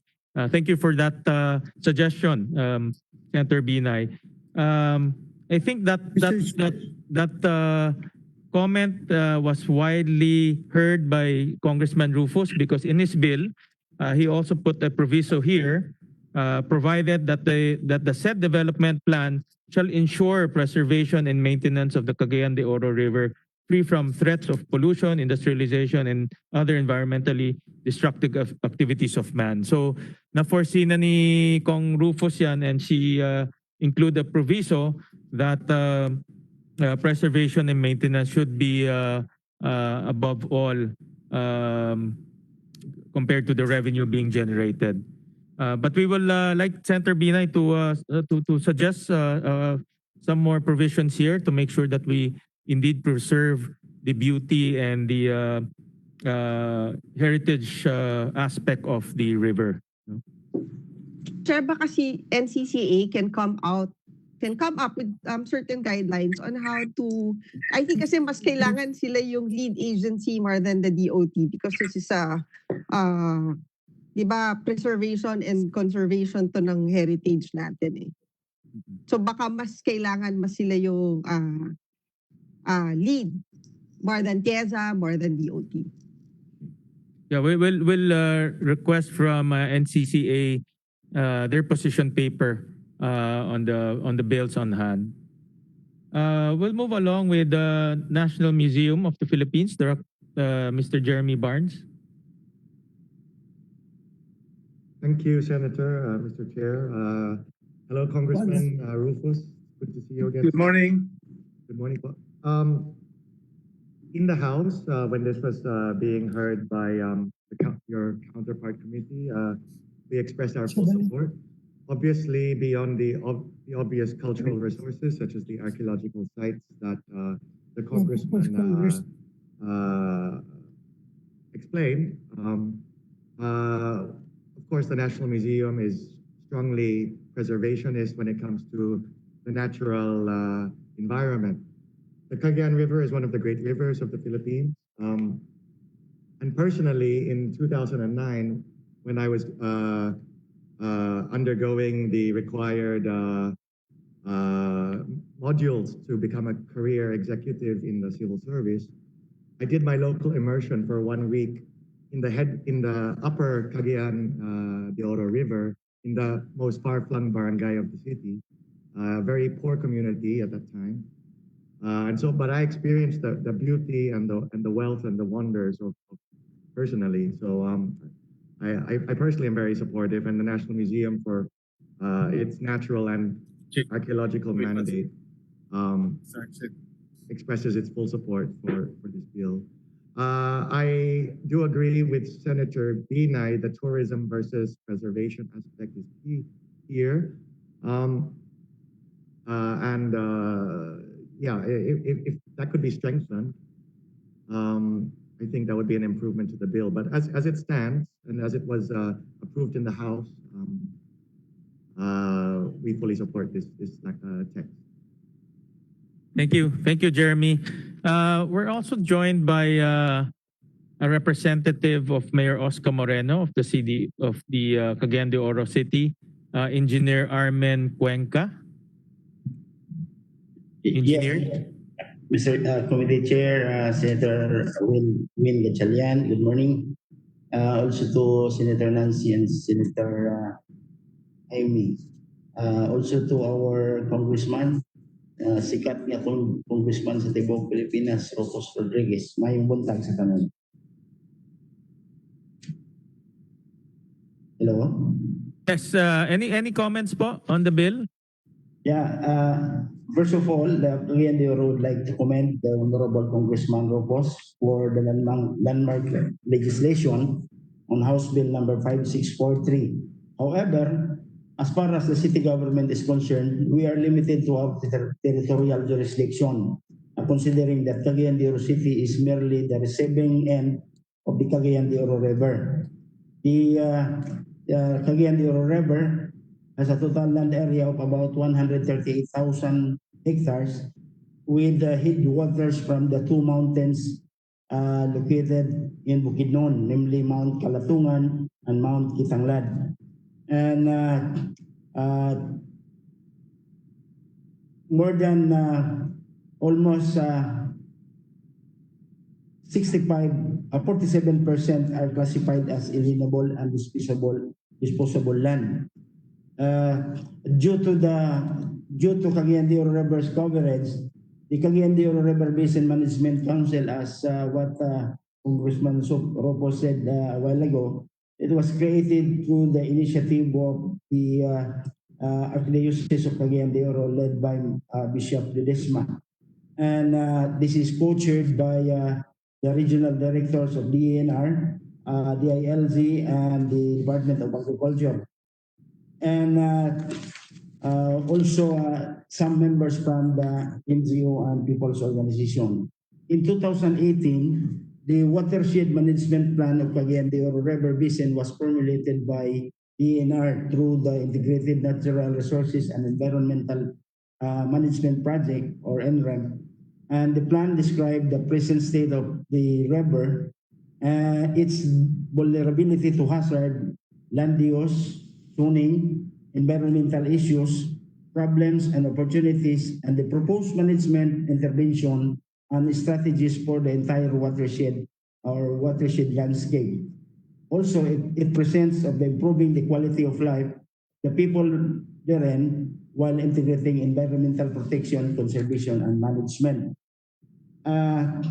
In short, Mr. Chair, House Bill number 5640 should be geared towards the institutionalization of the Cagayan de Oro River Management Master Plan, in order that this to be taken into consideration for the improvement and viability of the House Bill number 5643. Thank you. Thank you. Alam niyo, engineer, sa kahabaan po ng river, ilan po ang nasa Cagayan de Oro? Ilang portion po? Do you have that technical information? Yung kahabaan po ng Cagayan de Oro River, ilan po ang nasa Cagayan de Oro City? Do you have that? I don't have the data for now, Mr. Chair. Okay. Do you know if it's a substantial portion or if it's a little portion? Alam niyo ba? Alam ko mahaba ho yan eh. No? Yeah, siguro it's around 40% of the entire coverage of the river. Yeah. Yes. Congressman Rufus, you want to join in? Yes, Kong, you're on mute, Kong. Yes, Mr. Chairman. I think it's even more than 40% because the others in Bukidnon will be the tributaries like Bubunawan River and the others. So it's about more than 50% will be from our barangays in the upper area, from Mambuaya, from Bayanga, and then down to the mouth of the river. So more than 50%, Mr. Chairman, would be Cagayan, because the others from Bukidnon are just the tributaries, Mr. Chairman. But Kong Rufus, we're declaring the river irrespective of the political Yes. jurisdiction, no? Yes, So we're not because okay. that So will be we're not- down to Bukidnon also. That will be down to everyone, Mr. Chairman. So we're not only declaring a specific portion of a river. No, we're declaring the entire river from Bukidnon. From Bukidnon, then it will traverse to Cagayan de Oro City, and then all the way down. No, okay. Yes, Alright. Mr. Chairman. Yes, we're also joined by the DNR Regional Director Adorable.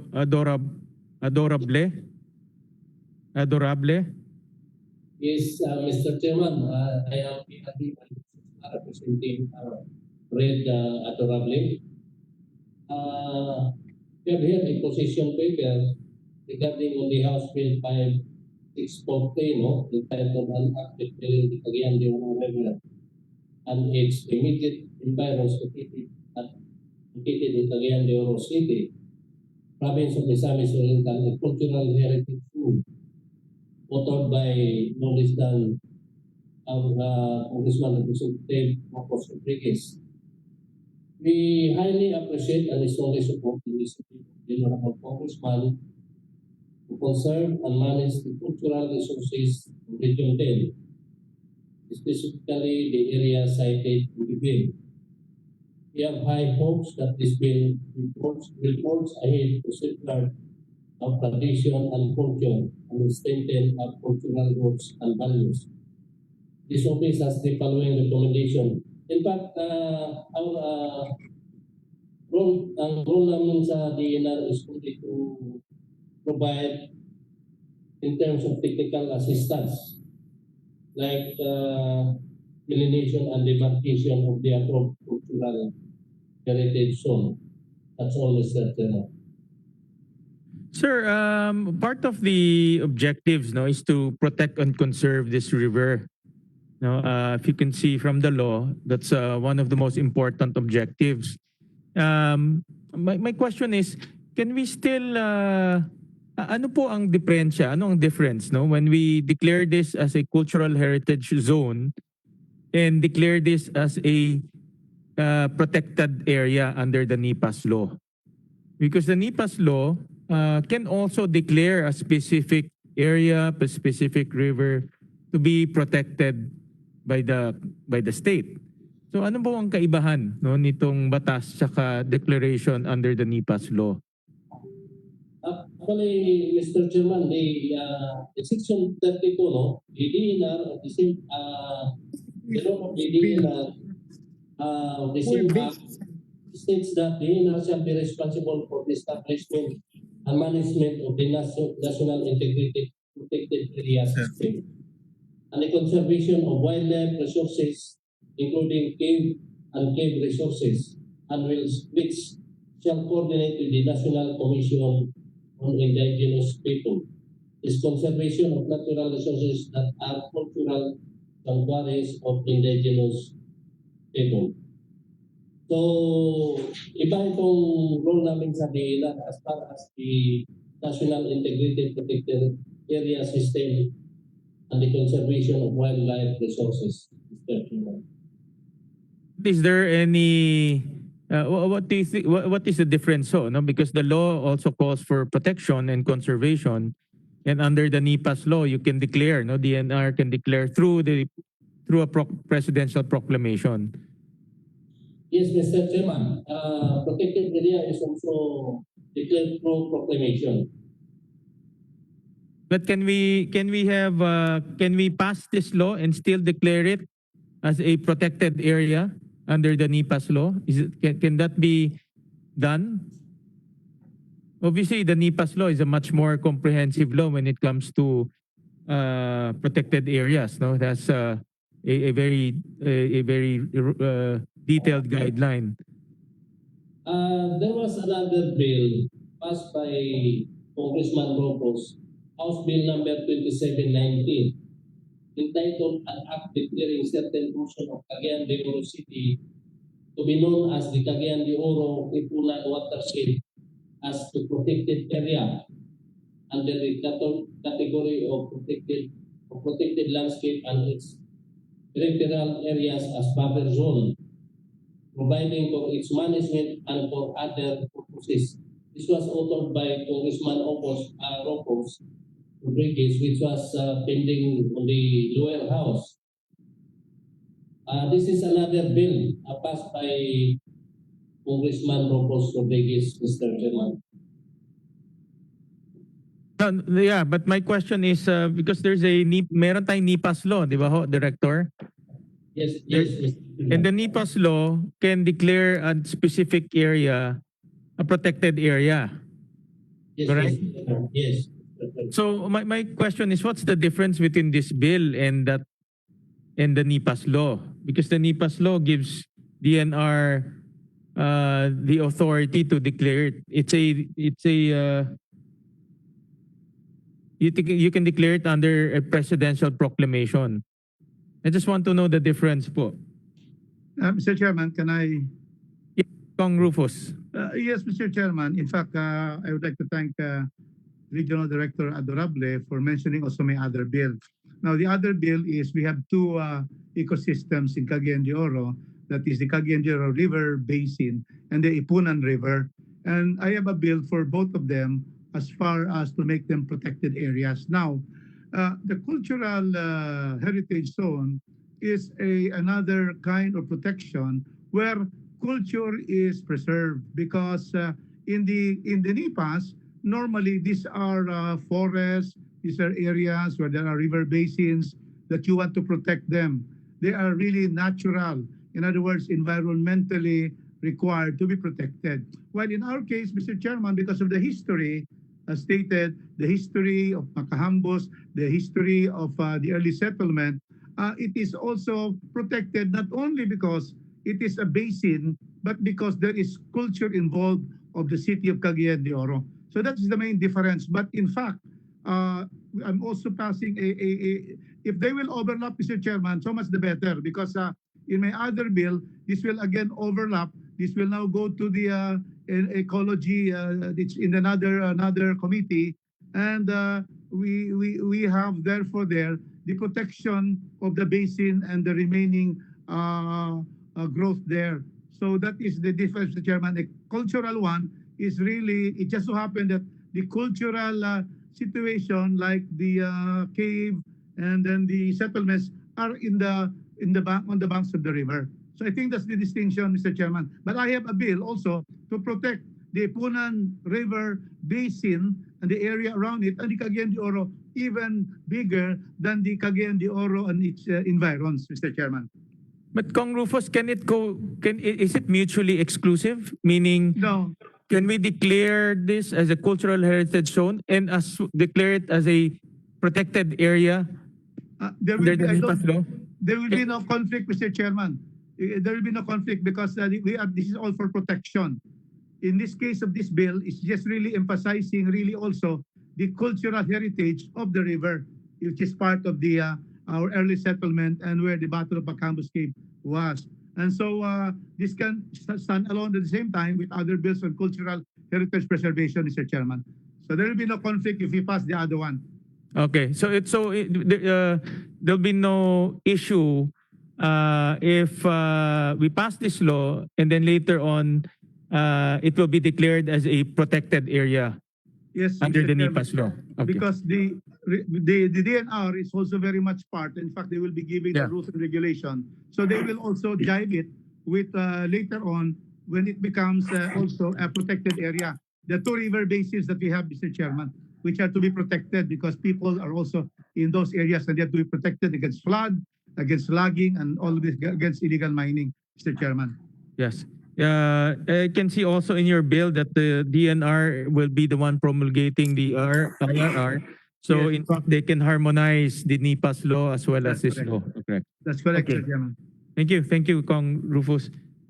We also want to hear from the Department of Tourism, represented by Director Shalimar Tamano and Director Elaine Unchuan. Mr. Chair, Yes, just, good sorry. morning. Any one of you can, alam ko the river traverses two regions. We can hear first from Director Shalimar and then Director Elaine.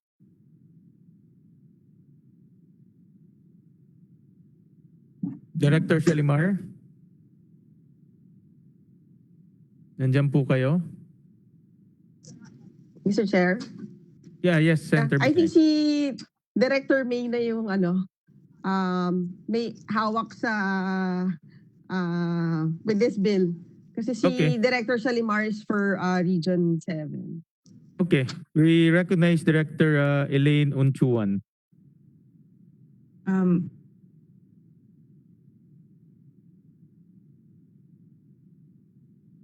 Director Elaine, we can paki-unmute po. Good morning, Mr. Chair, and to all the distinguished members of this committee, and of course, our tourism chair for the Senate, Senator Binay, and of course, our author, Congressman Rufus Rodriguez. Mr. Chair, we are in full support of this bill. Cagayan de Oro River is one of our very beautiful tourism destinations, and it's also home to our premier rafting destination, our whitewater rafting, and we have been known as the whitewater rafting capital of the Philippines. And the beautiful river of Cagayan de Oro is also the staging point of several of our tourism activities. Even in our Higalaay Festival, it is the site of our fluvial parade, and it is a very important part of our region. And we are very much supportive of this bill, and we're very happy that this bill is being proposed by Congressman Rodriguez. We do not have any objections. And again, Mr. Chair, we're in full support of this House bill. Thank you very much. Thank you. Director, following up the question of Senator Binay earlier, how do you balance between tourism promotion as well as protection and conservation of the river? I do agree. My view on this type of protection and conservation, there must be some form of revenue generation. No? In fact, all of the bills that I've seen in declaring cultural heritage zones, there's a tourism component. But it's a very delicate balance, sabi nga ni Senator Binay kanina. So how do you foresee that balance? Actually, Mr. Chair, thank you for that question. Secretary Berna Romulo Puyat, and of course our local government officials and our department has been advocating sustainable tourism, and that's one of the main programs that we are really adopting. And like for example, Mr. Chair, the Cagayan de Oro whitewater rafting activity has always been actually a sustainable tourism activity. And as a matter of fact, some of the rafting events that we had also involved river cleanup and tree planting. And before our rafters would go on the activity, they are given a lecture on sustainability and also environmental conservation. I think it complements, the river activities complement the conservation and our call for sustainable tourism. Apart from that, we have been working very closely also with the LGU and of course the Office of Congressman Rodriguez to really protect the river and also provide livelihood for the stakeholders that are along the river. So with this in mind, Mr. Chair, we have already set conservation efforts also with the DENR in implementing also the easements for our tourism establishments. So it's really, it goes hand in hand. Our development for the Cagayan de Oro River goes hand in hand with our sustainable tourism initiatives, Mr. Chair. Thank you very much.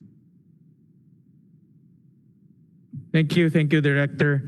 Our last... Mr. Chair? Yes, Senator Binay. Siguro, Director May, meron na ba kayong carrying capacity? Yun pa po yung sinastudy nung DNR po together with the LGU dun sa river basin. Wala pa po. Depende po. Yung carrying capacity po for the activities or for the river itself po. Siguro for both. Yes, ma'am.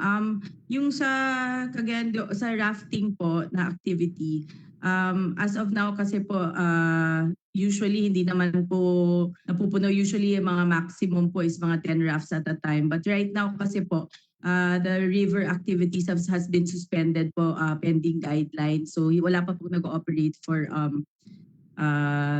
river rafting. But for the Cagayan River as a whole, I believe that is being taken up po by the Cagayan de Oro River Basin group po. And I think we are one of the members po, but it's headed by the LGU and DNR. Chair. Maybe can we just request kung may existing report na to submit to the committee? Thank you, Mr. Chair. Thank you. Thank you. Pakisubmit na lang sa amin, Director. And I think those are valid questions, no? Because, for example, Boracay, no? We didn't foresee that it will explode and hordes of tourists from different parts of the world will visit Boracay. We never thought of the word carrying capacity. Ngayon lang ho yan na lumalabas yung carrying capacity. And that's why the question of Senator Bina is quite valid. And since we are declaring this as a heritage zone, together protecting it, conserving it, we should put all those regulations, not in the law, no, but moving forward in promoting it as a tourism destination. Who regulates that, Director? Who regulates the carrying capacity, no, for ecotourism? Yes, Mr. Chair, I think DNR will be the one to study that, and then it's the LGU that actually regulates it. We like for our industry for whitewater rafting, that's the main activity now at the river, and also I think dragon boat. We abide by what the LGU will be setting. Mr. Chair, may I suggest maybe the DNR Region 10 can also comment, and Mr. Engineer Cuenca might be able to comment regarding the carrying capacity studies. Thank you, Mr. Chair. Engineer Cuenca, can please respond to the inquiry on carrying capacity? Yes, Mr. Chair. Our local city tourism office is the one who regulate the water rafting, and as of now, as mentioned by Director Antoine, there is no activity in the river, and the carrying capacity of the river is, I think that was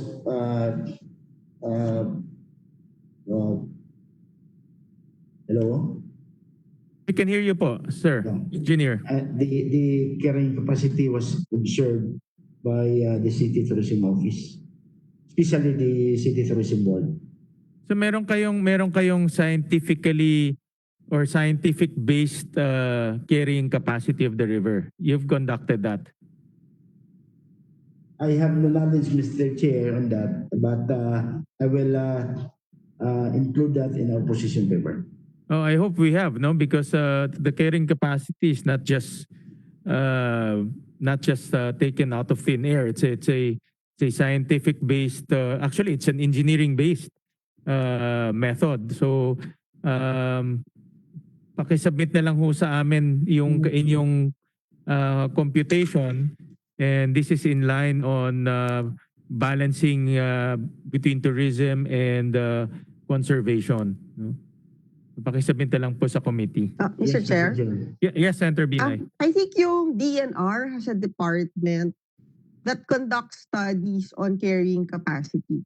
Nakalimutan ko lang kung anong division yun sa DNR, pero merong existing office na sila yung talagang gumagawa ng pag-aaral pagdating dito sa carrying capacity. Dito si Regional Director Adorable. Sir, RD, can you respond to that? Yes, we can provide technical assistance on how to conduct to conduct the study of carrying capacity. Like for example, in Cagayan, we have already conducted the carrying capacity of some disease, no? Considering that the NGO committee requested us to have the study of carrying capacity.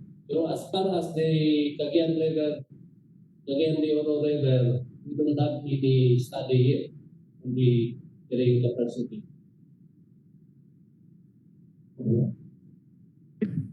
Thank you, thank you. Mr. Chair? Yeah. Yes. Mr. Chair, good afternoon. I'd like to Yes, speak. Mr. Mark. Yes, sir. I'd like to speak just on the issue of carrying capacity. No, in my professional capacity as an urban planner and tourism development specialist, the carrying capacity of places like Cagayan de Oro River are really ultimately dictated not just by the natural conditions but also by the infrastructure. No? So yun po yung dapat habulin natin. No? And I think that's where the development plans that would come, development and conservation plans that would come out as a result of this bill, dapat masagot po yun. No? Because of course, if you add a little development, then the carrying capacity of a particular place increases, but also that also affects the rest of the environmental conditions. No? So dapat dun sa development planning na titimpla how much of the area will be developed, under what conditions, and then also how much of the area will be conserved and under what conditions po. So doon po maglalaro yung issue po na ito. So it really devolves on the question of site planning. Yun lang po. Thank you, Mr. Chair. Since yung mga activities doon are regulated by the local government should be guided kung ano yung carrying capacity niya para hindi approve ng maraming operator. Because if you don't have that guidance, of course it's very tempting to just approve anyone who wants to make money out of the river, no, in guise of tourism. So it's important that we generate that carrying capacity. And I totally agree with Senator Binay because that's what we experience in Boracay, no? And now we have a carrying capacity in Boracay, you know. There's a limited number of tourists that are allowed to go in. So in the same manner with the Cagayan de Oro River, Mr. Mark, what's the process of determining the carrying capacity? Should the LGU study that? Is it the DNR? Is it a body that will do that? What is the process? I think that would really be a result of the research process done by whoever would prepare the plan.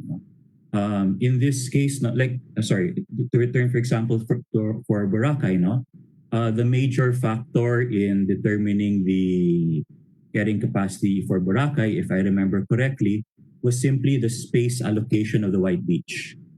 And that would dictate the number of people who can comfortably use the White Beach at any particular point in time. In this case, for Cagayan de Oro River, it might be more directed at the moment, given the current level of development, would be maybe more about space and time restrictions, that how many boats can be deployed at any one time to make sure that all passengers moving down the river are safe. There might also be constraints about the amount of space in your staging area. There might also be constraints around parking and accessibility. So marami pong factors dapat yung nagtitimpla sa carrying capacity. But I think the immediate one for Cagayan de Oro River, primarily for tourism, would be safety. Because ayaw natin yung magbabanggaan yung mga boats, magkakarisk sa mga tao. Okay? And of course, yung impact on the surrounding environment. That, of course, every boat affects the biodiversity of the river. So dapat may level din po yun. So there's also a biological study that would be needed. Should that be conducted by DNR? In your experience? I think it would ultimately be dictated by kung sino man magiging operator, no? Because whether it's the LGU or a private or a result of a public private partnership or totally contracted out, no? Dapat may magko-conduct talaga ng ECC dyan. No? So I don't know if there's been an ECC because every project, of course, kailangan may ECC, especially in a sensitive area like the Cagayan de Oro River. So that should be an output of the ECC process. Mr. Chair, Yes, Senator Binay. I think di ba yung Cagayan de Oro River will cover other LGUs and not just Cagayan de Oro? Tama po ba? Tama, kasi it will stretch, from what I read is will stretch from Bukidnon, not mistaken, and flow to Cagayan de Oro City and other provinces. No? It's a whole system. Ilang LGUs kaya? I don't know, hindi ko alam kung sinong may alam. Maybe I think si Engineer Cuenca is raising his hands. No? Yes, Mr. Chair, the River Basin covers 5 municipalities and 2 cities. The municipality of Baongon, Lubuna, Antalakag, and Bukidnon, and the city of Cagayan de Oro and Iligan. Mr. Chair, baka dapat national agency yung mag-conduct ng study because if it covers 5 municipalities and 2 cities, kung isa-isa pa silang gagawa, una-una, it will be costly and baka hindi rin magtugma yung plano ng mga municipalities and cities. So baka nga dapat it should be a national government agency who would conduct the study.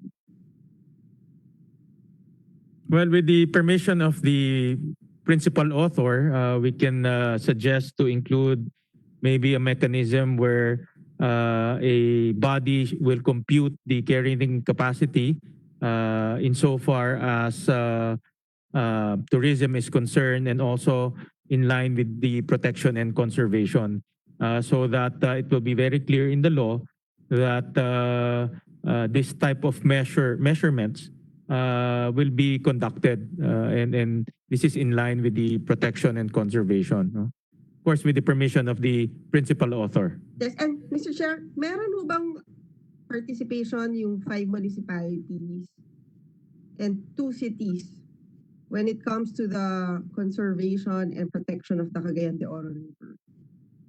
Baka isa din yun sa kailangan Mr. Chairman. dagdag or...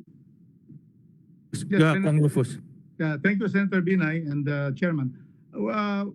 Precisely, the DNR, which is a national agency, will be tasked to be able to coordinate with all of the LGUs that will be along the river. So after this may be passed, then certainly the DNR being the lead agency will be able to coordinate with them. But as far as this is merely really to be able to make sure that we preserve this as soon as possible because we destroy the water, the whitewater rafting and so much other effects of the if there will be no declaration, Mr. Chairman. So this will be subjected to public consultation definitely as far as the implementing rules and regulations. But the concept of this bill is there, Mr. Chairman. Yes, correct. I also see in Section 5, it's actually very, very strict when it comes to the prohibited acts. Any activity that will pollute, destroy, or otherwise adversely affect the archaeological, historical, cultural, ecological, and economic value of Cagayan de Oro. So, and then there's also a penal provision. No? The Carcar version doesn't have these 2 provisions, no, that we might lift out and include in the Carcar proposal. But it's quite clear here what are the prohibited acts. All right. Can I say something? Yes, go ahead. Yes, Mr. Chair, thank you. Just to give you an idea about our river activities, Mr. Chair, because Cagayan de Oro River is really big. No? There are currently 5 operators of whitewater rafting in the city, and we have already proceeded the implementation of the mandatory accreditation. As of now, Mr. Chair, only one outfitter is accredited because they were having an issue with insurance, because we were really insisting on the insurance and safety. But we were also trying to mention regarding environmental conservation, because the outfitters should also contribute and have activities for environmental conservation. And I believe that when we do have the mandatory accreditation already, we will be able to regulate the outfitters in terms of their actions and their number of people that they will be allowing and the number of votes. So that's really not a lot. But of course, we look forward to the day when this will become again a popular sport, and there might be also overcrowding of the river. So this is a very good initiative determining the carrying capacity, so that we do not become like Boracay with what happened. No? But at the start, at the onset, Mr. Chair, there's not many outfitters, and if they cannot get accreditation for DOT with all the requirements, also including environmental requirements and the insurance, they will not be able to operate. So I think within the DOT, the DNR, and the LGU, we can already immediately impose the rules on the maximum capacity. But as of now, Mr. Chair, lacking the guidelines of operations for whitewater rafting for the minimum health protocols, we have not still advised them to operate as of this time. Thank you, Mr. Chair. Thank you, Director. And in the law, DOT and DNR will come up with the IRR that will also be the basis for governing conservation and preservation. So it's general enough to cover technical issues such as carrying capacity. No, so we can include that in the IRR later on. Okay. So with that, Senator Binay, may I request a motion to approve the said measure? Mr. Chair, I move that we approve declaring Cagayan de Oro River as a cultural heritage zone. Thank you, Senator Binay. Hearing no objection, we hereby approve at the committee level House Bill number 5643, declaring Cagayan River as a cultural heritage zone. And we will now endorse it to plenary discussions. Mr. Chairman. Yes, Congressman Rufus. Really, from the city of Cagayan de Oro and the other areas that will be really be positively affected in this bill, I would like to thank the movement, Senator Nancy Binay, for the motion, and of course the honorable chairman, who is really meticulous of even having read my bill more than I have. So thank you, Mr. Chairman. And of course, I thank the officials in the national agencies, and on our regional and the local level. May I thank Regional Director May Onchuan, Director Arle Adorable, and of course for the city government, Engineer Arman Cuenca. Thank you very much for your support of this bill. We hope to work together to be able to protect this for the interests of our people in our city and our region. So with that, thank you very much, Mr. Chairman, for approving this bill. Thank you very much. Thank you, Senator. Congressman. Wala na yun. Baka magdilang anghel ako sa Dito na tayo sa Cagayan de Oro, Mr. Chairman. Di nyo alam, baka magdilang anghel ako. Thank you, Congressman Rufus, and I hope hindi lang books about war ang nasa library nyo, kundi books about love. Yeah, meron din. Love is always in the heart, Mr. Chairman. Thank you. And I'll see you soon, Congressman Rufus. Thank you very much. Next is we will discuss House Bill number 4952, an act declaring the Waling-waling orchid as the national orchid of the Philippines. And we will call on the representative of the sponsor. The sponsor texted me that he's having technical problems with his internet in Davao. So we requested if we could recognize Mr. Rex Victor Puentespina. So we recognize Mr. Rex Victor.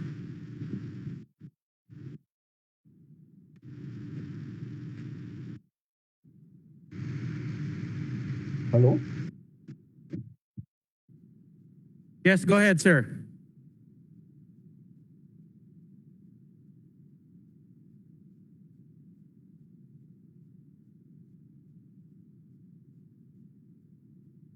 Sir, naka-mute kayo.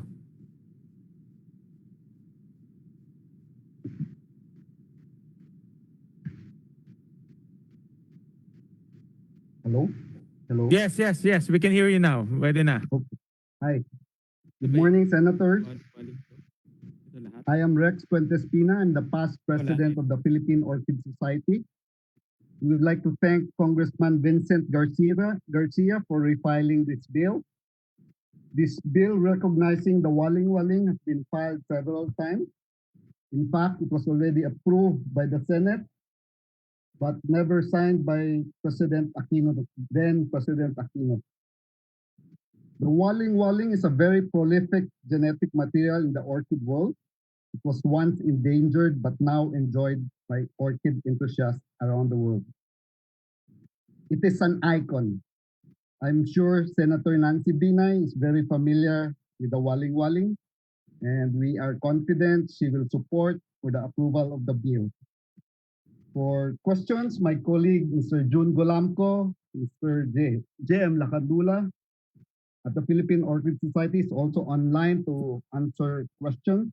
And we have also Ms. Olive Puentespina, based in Davao, to answer questions. Thank you. Thank you, sir. And would like to recognize first Mr. Jeremy Barnes to give his comment on the measure. Mr. Chair? Yes, Senator Nancy. I think nabanggit ni Rex na si President Aquino did not sign the bill, but I think it was vetoed by the President. Hindi ba? I'm not aware if it was vetoed but it never came into a bill. It was actually vetoed. It was vetoed. Yes. Okay. It was at that time the bill wanted to declare waling-waling as the second national flower. And the history of it was during the 15th Congress when it was approved by the Senate, Congress, and Senate, and it was vetoed eventually by President Aquino for the sole reason that it might create confusion among our people. So that was the gist, no? In summary, that is the reason. So we would like to explore that angle, and would like to discuss that in depth with our experts, starting with Mr. Jeremy Barnes, to enlighten us on this measure. Thank you, Mr. Chair, and hello to our other resource persons. Yes, we've been tackling this issue since 2011. When the original bill sought to replace the Sampaguita with the Waling-waling. And the grounds for that were the Sampaguita is not an endemic species. It originates from India and in many parts between, whereas the Waling-waling is really something unique to the Philippines and so on and so forth. In 2011, when asked to comment in the House, we commented that the Sampaguita possesses immense cultural importance, in terms of practices, traditions, poetry, literature, and all kinds of things, especially yung Sampaguita wreaths and all of that. And it ties us culturally with the region to India and other parts. So it's not only in terms of biodiversity that we have to think. So we did advocate, we did acknowledge the importance of the waling-waling. The scientific name is Vanda sanderiana, and it was described as a species in 1903, and it's been one of the most famous and most loved orchids with many hybrids around the world. And it it's something which Filipinos should be very proud of, since it originates in Mindanao, in various parts, specifically in the Davao region, but also in other parts.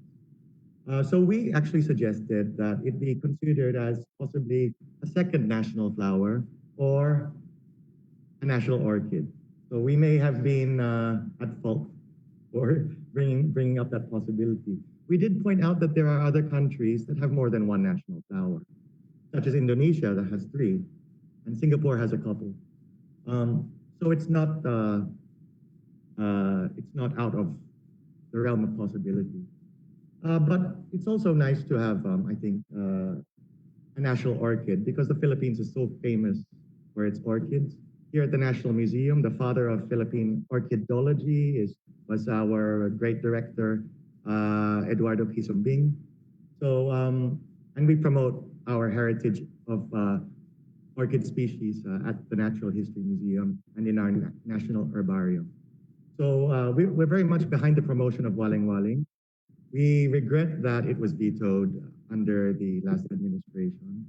And we hope that it will be reconsidered if it gets that far again. So it has the full endorsement, the bill as refiled, of the National Museum. Thank you.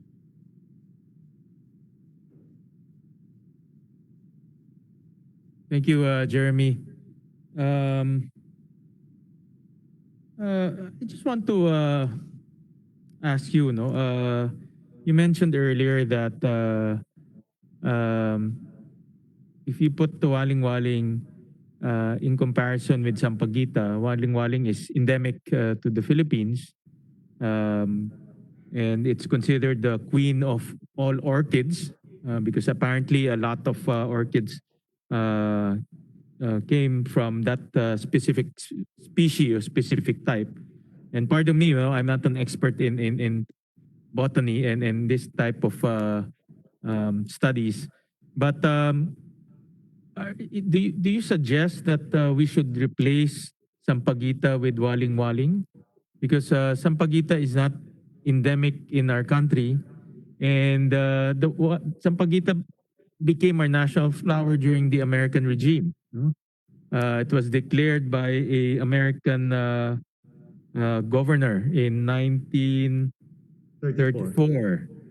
So my point of the matter there is it's also tied up to our colonial past. And if you noticed, some congressmen have been trying to cut our ties with our colonial past. So I'm just thinking out loud, Jeremy, and you suggest as an expert to replace it because there are also other things that we replaced. Our national sport from sepak takraw to arnis. It was replaced at one point. So replacing a national symbol is nothing new. We have done that in the past. So do you think it should be replaced? Sampaguita should be replaced with Waling-waling because Waling-waling is endemic and represents our people. Well, yes, certainly we went over all those considerations. The 1934 proclamation by then Governor General Frank Murphy, we researched into that, and that was part of a series of proclamation of things proclaimed as national symbols. It's quite clear that Murphy issued that on the advice of Filipino experts at the time. And the proclamation, I don't have it, but I quoted it in my 2011 letter. The basis for the proclamation was its popularity, ornamental value, fragrance, and the role it plays in the legends and traditions of the Filipino people. So that was the basis, not because it's endemic, but because of its ubiquity and its cultural value. As the National Museum, we pay heavy attention to those kinds of things. So we're really reluctant on the basis of biological considerations alone to replace a cultural icon. we would rather go for a win-win solution. I don't think this is colonially like laden. It just happened to be issued by Murphy, who was very, very popular in his day, very pro-Filipino, I think. I don't know if it has that color of colonialism, but that's for, of course, our policymakers to ponder. So we were going for a win-win. We did note that other countries have more than one national flower. And when you think about it, there's no real obligation to just have one. So that was our position. Maybe the more the merrier, or we highlight orchids because they are special in Philippine biodiversity. So maybe they do merit highlighting as a family of species within flowering plants in general. So yeah, it's an open question, sir. Thank you, Jeremy. Another symbol that we replace is the national bird, from Maya to the Philippine eagle. So my point there is we have some track record in evolving and changing symbols. I don't have the transcript for this change, but I would assume that as we grow as a nation, we also realize that we have a lot of realization, and those realization is reflective or reflected in those changes. So, but that's why I asked this question, because of course, to remove confusion, as what the veto message said, is to have one. And if you weigh on those two items or those two flowers, seems to me from my reading that Waling-waling is a heavier candidate because of its because it's endemic, and also it represents a lot of the qualities of our peoples. So, but I know you're trying to win-win solution is my favorite word. So yes, of course, sir. that's why I think the author of this bill took your suggestion, and instead of declaring a national flower, he declared a national orchid, in this case. So thank you, Jeremy. I'll go back to you later on, for more discussion, but we want to also hear from NCCA on their comments on this measure. Thank you, Chairman. Thank you very much. I'd like also to comment and thank the author of this House Bill number 4952, Representative Vincent Garcia and Roman Romulo, especially Congressman Vince Garcia. We are in the same district here in the city of Davao, 2nd District. We've had a chat a while ago regarding this matter. Well, Mr. Chair, our position regarding this House Bill 4952, I believe, I think there is a two attempt of this last 2004 and 2013, a different version, as said a while ago by Senator Binay. It was vetoed during the time of the President Aquino.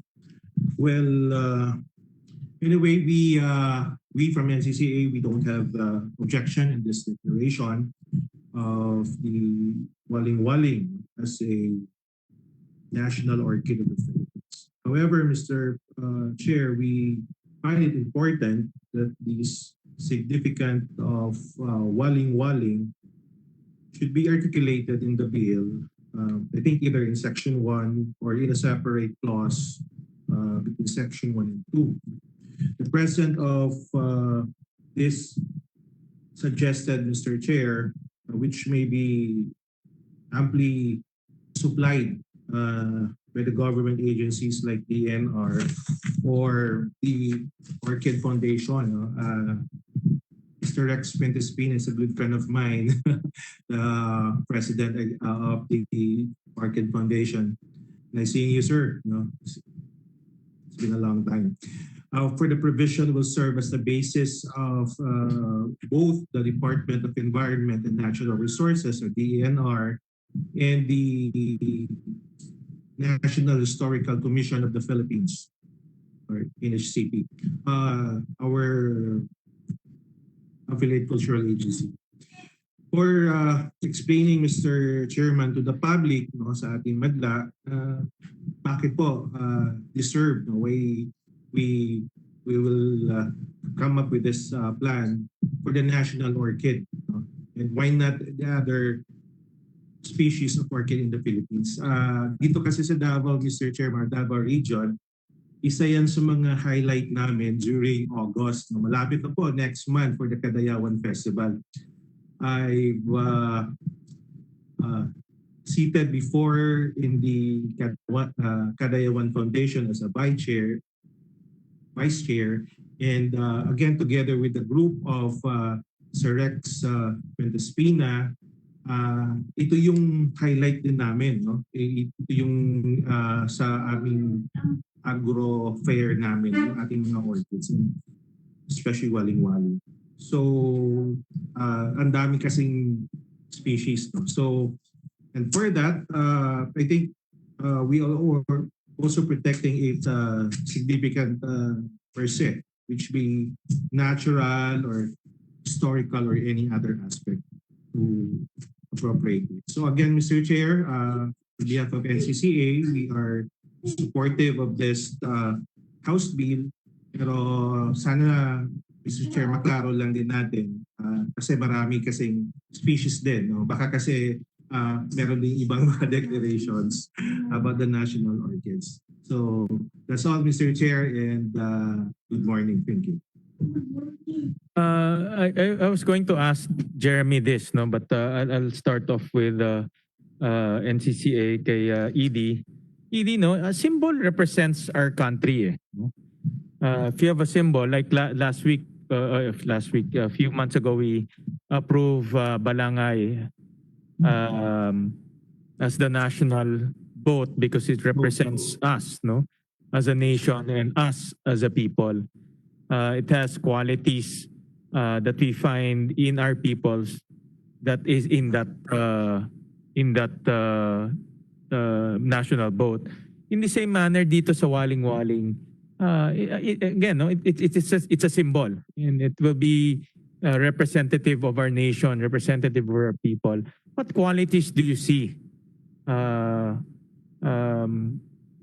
What qualities of the Filipino people and the Filipino nation does Waling-waling represent officially? I mean, this should be discussed in depth and thoroughly, no? Because we want to make sure that this specific species, sabi nyo nga kanina marami, no? But we want to make sure that this specific species is a true representation of the Philippines and its people, no? So ano yung nakikita nyo mga qualities natin na nandito po sa Waling-waling? Well, Mr. Chair, first is this waling-waling is endemic, no, here in Philippines, especially in island of Mindanao. So isa yun sa mga ano natin, Mr. Chairman, and again, rare din ito talaga masyado, no? Hindi to basta makikita natin, no, na makukuha. Talagang inaingatan ito. And basically, we will raise public consciousness dahil nga rare itong ating waling-waling. And of course, whose effort to really protect and preserve this flower. So I guess yung akin ito, Mr. Chairman, para lang din sa ating future generations na makikita rin nila, and of course for the protection of this flower. Talagang maganda ito. Ako galing Davao region, isa to sa mga pinagmamayabang namin. Even every Kadayawan, the mother of Senator Binay, always invited to open our flower activity here in Cagayan, Davao. So I guess Mr. Chairman, for the protection of this flower and of course for the conservation also. So that is my point of view regarding this waling-waling. Yeah, well, I kagaya ng sinabi ni Jeremy kanina, no, it has to be more than being endemic, no, and we're declaring this as a national orchid, and the mere word national is a trigger point that it represents us as a nation, no. So I just want to have a deeper discussion on what does it represent.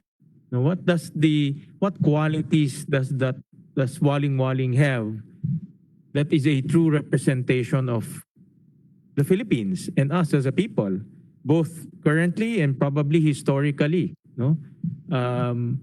Just like the Balangay, there are a lot of historical representation of us as a people, no? Being a maritime power, being a innovative culture. So dito naman sa Waling-waling, ano yung nakikita niyong na rin-represent niya? Rin-represent niya sa atin bilang bansa at bilang pamayanan. Anong nakikita niyo? Because it has to be deeper, no? If we declare this as a national flower, it has to be a deeper rationale why we are doing this, and we're doing this by law, no? Yes. Mr. Chairman. Sir, before we recognize you, I would like to hear from EDL, and then later on we recognize you po, Mr. Rex. I guess Mr. Chairman can be best represented, of course, for the reasons that you have said of this Philippine biodiversity, no? Dahil siguro Mr. Chairman considers the finest, no, and the most beautiful among all the species ng ating orchids na makikita natin sa Philippines. Kaya sabi ko medyo rare talaga ito, and for me, the most beautiful species of orchids. So maybe, Mr. Chair, to add on this, maybe you could also recognize Mr. Rex Pentespina to add more about the details about the waling-waling. Thank you, Mr. Chairman. Yes, we recognize Mr. Rex. Mr. Chairman, can I request that my colleagues at the Philippine Orchid Society be recognized? They are experts in the waling-waling or orchid species, and will enlighten you on the waling-waling. Mr. Jun Golampo is online. Jun Golampo. Okay, yeah, we will recognize Mr. Andres Golampo.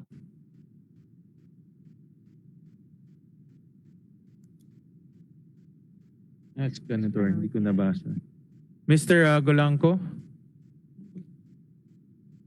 Good morning, Mr. Chair. Good morning. Yes.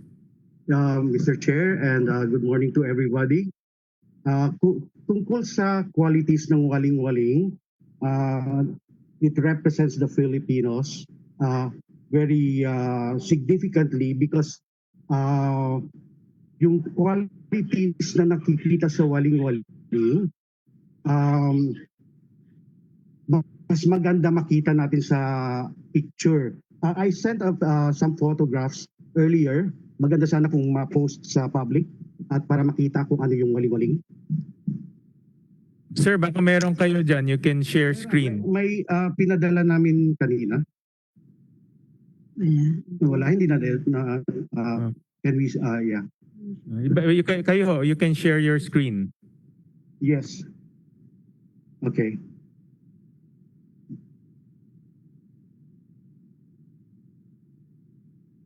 Ang waling-waling, aside from being most attractive, makikita ito sa mga flowers pag na-view natin.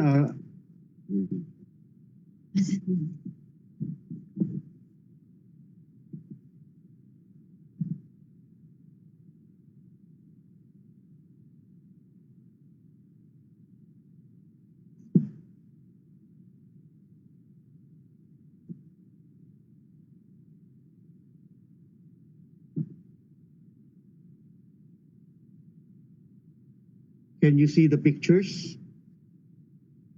Wala po. We cannot see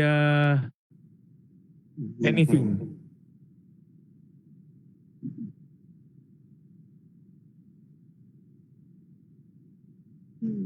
Share screen po. Share screen. Okay. Yan po? Ayan, yan. You can see it. Yes. Yeah. Ganda, ha? Yung iba rin, yes. That is the albino, and this one is was presented last year during the Philippine Orchid Society show, where the Waling-waling were in full bloom. This is the albino form of the Waling-waling. As you can see, medyo spectacular yung kanyang pag-flower. The flowers are held up high, which also represents the Filipinos as being being a Filipino. Yung flowers kasi niya, maganda yung bearing eh. Can you show the other one? Yung tatlong flowers. Yan. Okay. This one won the Best in Show in the Philippine Orchid Society 2018 show. As you can see, marami yung flowers. And the flowers are quite big, around 3 to 4 inches, and held up high. So very proud. And it represents the Filipinos quite well with this orchid to be considered as the national orchid, no? And it has the best, finest qualities for best color, best form, and the Filipinos are always outstanding in all their achievements. Meron tayong mga magagaling na singers, may magagaling tayong mga scientists, may magagaling tayo sa sports, and nangingibabaw. And you can see the flowers are held up high and very regal and very proud. So these are some of the qualities you can see sa flower ng waling-waling representing Filipinos. So this is just an example. So parang pang Miss Universe, sir. Yes. Kaya tayo nananalo sa Miss Universe. Kaya tayo nananalo sa Miss Universe. In fact, ang waling-waling is one of the most outstanding pagdating sa breeding ng orchids. So napakaraming hybrids at mga anak na ito. And in fact, even just waling-waling alone, ngayon nakikita na siya sa maramihang orchid collection kasi maraming mga interested na growers mag-alaga ng waling-waling. And in fact, mas maganda lahat tayo mag-alaga nito because it shows our qualities eh. Being proud and very showy. Talagang mahusay na mahusay sa breeding pa ito. Okay. Thank you, Mr. Golanco. I would like to go back again to Jeremy. No, Jeremy. Again, the same question. I think you pointed out earlier that it has to be beyond being endemic because it's a symbol. No, it's a national symbol. So what do you see in Waling-waling that represents or truly represents our country and the people? Just to clarify, Senator, I didn't actually say it has to be beyond concerns about uniqueness and endemicism. This is just vis-a-vis the Sampaguita, which has deep cultural attributes. And I'm just putting all of that information out there. None of this is my personal opinion. It's just that if we replace the Sampaguita, we should know what we're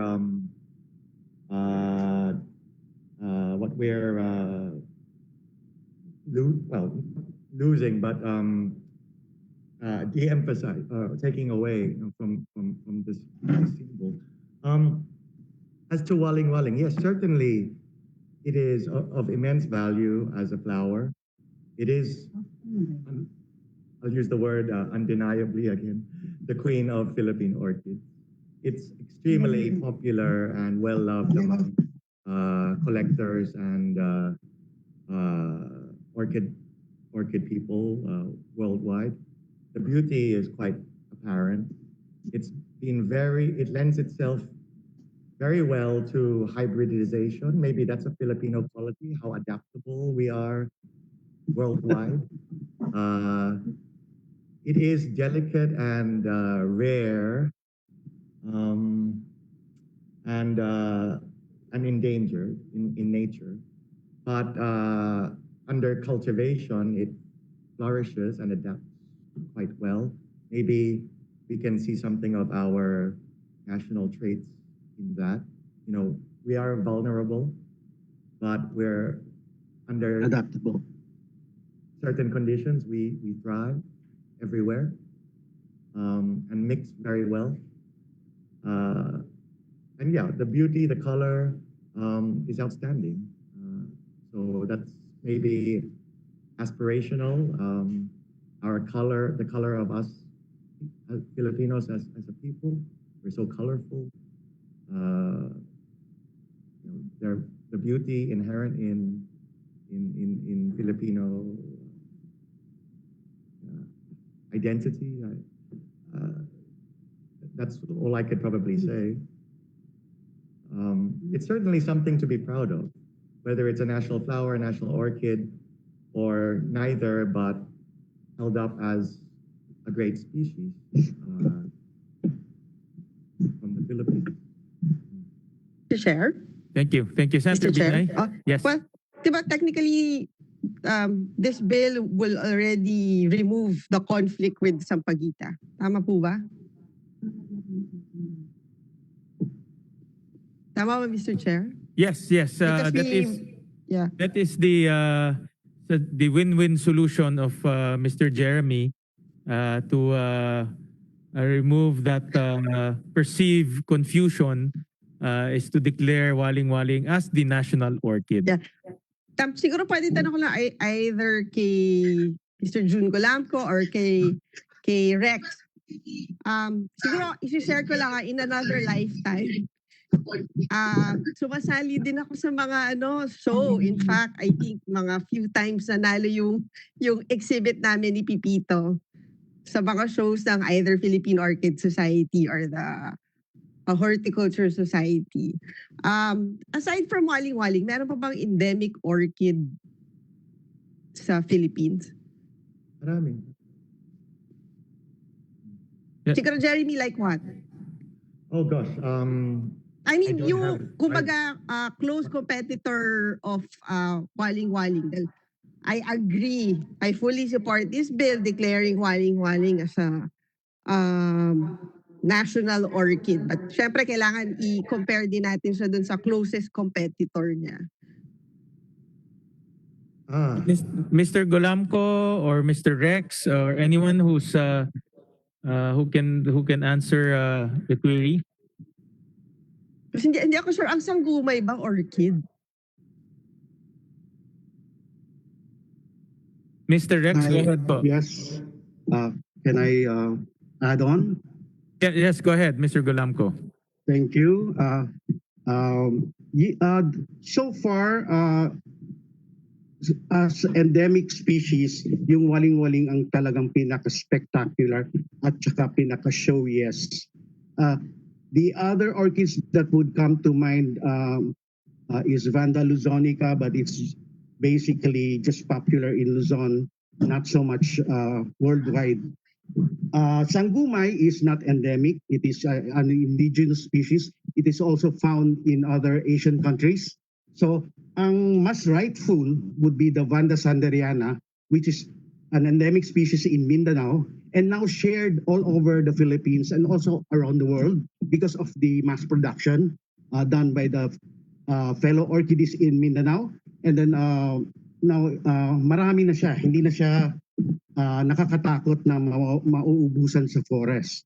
So I believe na walang malapit na competition amongst the other orchids species na very popular and equally very showy. And then adaptable pa. Thank you.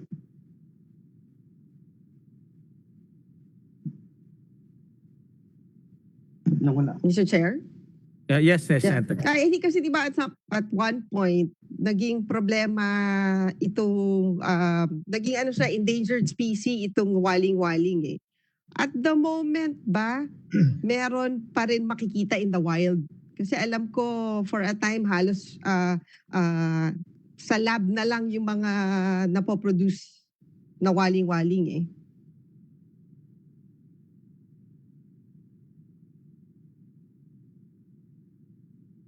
Nancy, Senator Nancy, you're on mute. Na-propagate na ba natin to ulit dun sa kanilang natural habitat? Like what we did, like yung ginagawa nila Rex sa Philippine Eagle. Meron bang ganong programa for waling-waling?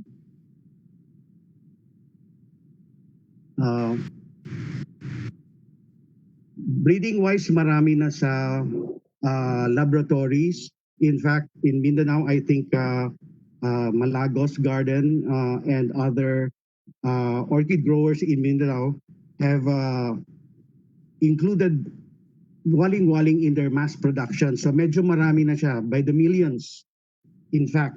And even in Luzon, other growers have also started producing waling-waling, and they have them in the millions also. So medyo marami na siya right now. But you can also find the species in the habitat, but we are not free to give you the exact location para at least ma-ensure natin yung safety na hindi makukuha itong mga remaining plants. Medyo marami pa rin nasa forest. Thank you. Thank you, Mr. Chair. Ako, I'm ready to move. Sandali, Nancy, hindi pa tayo. Gusto mo, bigyan ka ni Pepito ng waling-waling. Hindi, kasi, Mr. Chair, papagalitan ako ng mami ko, no? We want to hear also from NHCP, Mr. Alvin Alcid. Thank you, Mr. Chair. Again, good morning, everyone. Siguro just to add to the discussion, Mr. Chair, with regards dun kanina kasi yung sampagita, your query kanina yung kung pwedeng papalitan, no? Let me read, sir, our position on this matter, sir, no? In the case of House Bill number 4952, we have originally expressed reservations on account of the current national flower, the sampagita, as mentioned, was declared by Governor General Frank Murphy, because it has already gained significant cultural value within the national consciousness on account of its use in garlands, used to honor visitors, graduates, academic and athletic achievers, other esteemed persons, as well as icons of Catholic saints and the departed. But now, nag-iba na nga po yung title niya. Before kasi when it was filed at the House, ayan siya, national flower, no? Other national flower. So now, it's titled as National Orchid. So with this change po, the NHCP does not object to the bill anymore. Kami po yung before in 2011 also, we objected to that bill. Pero ngayon po, iba na kasi yung title niya, National Orchid. So we do not object to the bill anymore, Mr. Chair. Yeah, but you don't see this as a circumvention? Hindi naman po, Mr. Chair. Yun nga po eh. I just want to play devil's advocate. You see this as a circumvention. From a layman point of view, I'm not an expert. Si Nancy is a expert in this, but pareho naman bulaklak yan eh. Yun nga po. From my point of view, it's the same. So, yun po, yun nga rin yung nabanggit kanina. We were together with Director Barnes during that hearing, and that's the win-win solution that came out during that hearing at the House.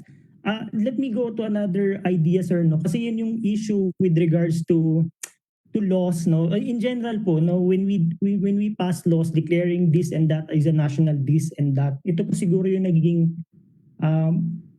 let me cite an example. We all know that we recognize Jose Rizal as our national hero, but do you know that wala naman pong batas declaring him as a national hero? Why do we then consider him as a national hero? Because collectively, no, yung national consciousness natin, tinanggap natin siya. So, parang yun po yung medyo usually nagiging discussion within the NHCP. This is not the first time that we have this, because in the past, yun nga, you mentioned we have the national sport, the national bird, the national flower, national tree. So yun yung argument niyo, Mr. Chair, kanina what does it represent the Filipino? Yun yung talagang medyo mahirap din on our end, no, to look into, kasi minsan yung tao na rin, ang Pilipino na rin nagsasabi, this is for us, this is the national, no? Yun po yung medyo, again, yun po, Mr. Chair, I hope you understand what I'm saying, Mr. Chair. Honestly, I don't understand. Pero, sorry.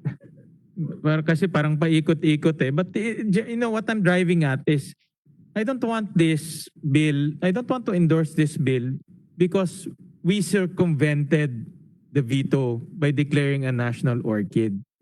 I want it to endorse this bill on the basis that it represents the Filipino people and the country. That's why it has to be a deeper discussion than just changing it to a national orchid. That's why I'm asking the experts, what does it represent, or how does it represent the country or the people? Because we don't want to pass a law. This is a law. And then when they looked at the transcript, sinabi nila, pumasa itong batas kasi pinalitan to national orchid. Hindi naman maganda doon, no? We want to make sure that this law surpasses the symbolism or the criteria for symbolisms. No, that's why I want to discuss that with the experts. In the explanatory note of the author, he wrote there, it symbolizes the high aspirations of the Filipino, resiliency, being proud as a Filipino, independence, and being peaceful. So these are all the symbolisms that the principal author mentioned in his explanatory note, which was vetoed eventually. But I want to know from the experts, from your point of view and from your research, it has to be a deeper research, no? Because, like I said, we cannot pass a law because we circumvented it and renamed it to a national orchid. We passed a law because it truly represents us as a people. And this is a national symbol. More than the discussion of a national orchid, it's a symbol. No? So that's what I wanted to discuss with the experts.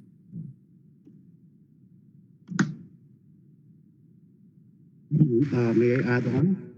Yes, Mr. Golanco.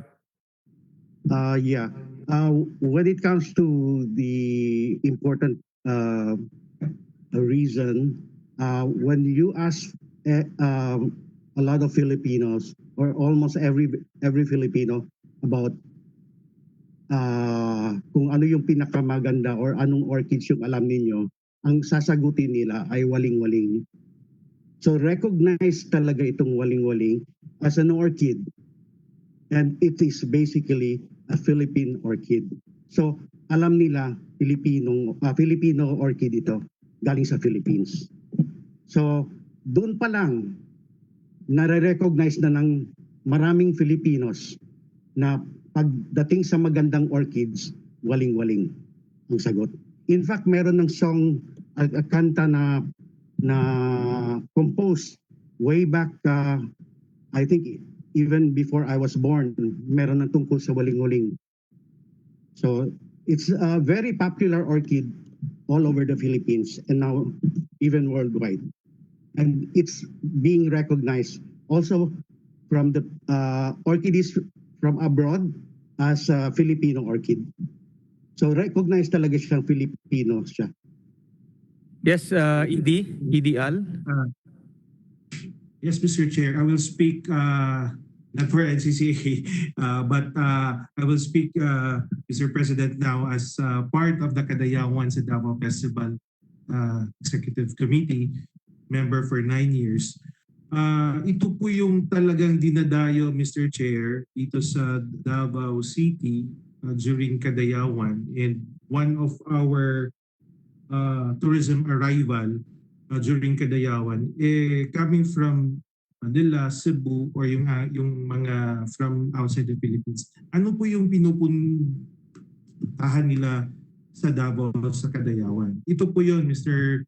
Chairman, di Waling-waling or yung ating mga orchids. So hindi po pwede mawala namin during the Cagayan Festival. Ito po yung agro-industrial fair. Kasi po isa din ito sa attraction, isa rin itong pinupuntahan ng mga Filipino from different places to see the beauty, and of course gusto din nilang magkaroon ng waling-waling. For me, Mr. Chair, sabi nga ni Mr. Tulamco, lahat ng Filipino, lalo na po yung mahilig sa bulaklak, talagang gustong-gustong makita yung waling-waling. And we are very happy here in Davao Region na marami dito rin, and during the Kadayawan, yan din yung aming talagang inaayos at ginagawa ng way, especially now with Mayor Sara, na we consider as one of the pillar or the four icons yung ating waling-waling here in Davao City. So I do agree, Mr. Chair, that this flower, this waling-waling, is recognized by Filipinos. Thank you, Mr. Chair. Thank you. Senator Nancy? Just to add, hindi lang naman sa Kadayawan nakikita yung waling-waling. In fact, yung Philippine Orchid Society, yung isang mid-year show nyo, tinataon nyo talaga dun sa panahon kung saan nag-bloom yung waling-waling eh. So hindi lang ito sa Davao nakikita. In fact, yung mga orchid enthusiasts dito sa Manila, inaabangan na yan tuwing magkakaroon ng show yung Philippine Orchid Society. I don't know if it's end of August or first week of September. Usually yung mid-year exhibit ng Philippine Orchid Society. Thank you, Senator Nancy. And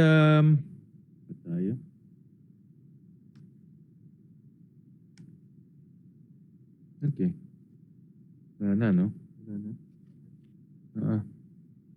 Just to add, yes, Nancy. I guess siguro kailangan din natin, we need to own this waling-waling kasi baka unahan na naman tayo ng mga ASEAN neighbors natin.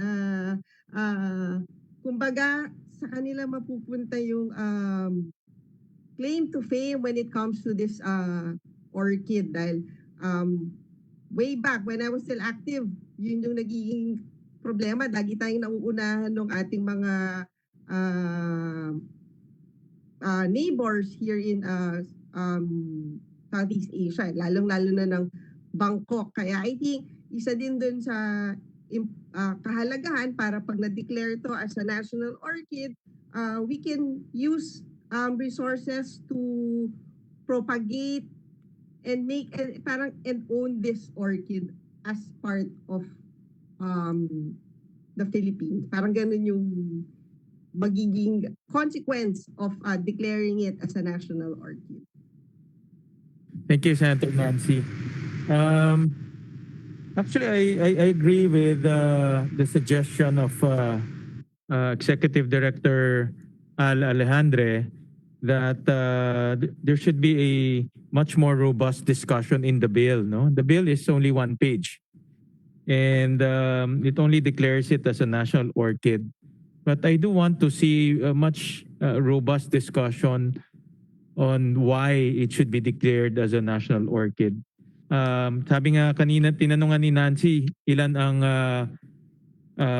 orchids in the Philippines, and if I'm not mistaken, this is based on research, there are about 3,500 flower species. Tama po ba, Mr. Golanco? So, na-endemic sa atin. So, one out of the 3,500 is quite a very distinct selection. So talagang we need to highlight why, no? Out of the 3,500, siya yung ating national flower. So and I want to embed that in the law so that those who will read the law will see why, no? Hindi lang nakita nila ay sinircumvent natin to dahil na-veto ito eh. Hindi maganda yung ganun eh. We need to have a much more robust discussion in the law as well as in our conversations now. But I do appreciate the explanatory note of the author. Sinabi nga niya doon, high aspirations of the Filipino people, resiliency of the Filipino people, proud. No, kanina napakita nga ni Mr. Golanco, independence and peacefulness, no, because it can coexist with any other species. So, and then Jeremy also add adaptability and colorfulness. No?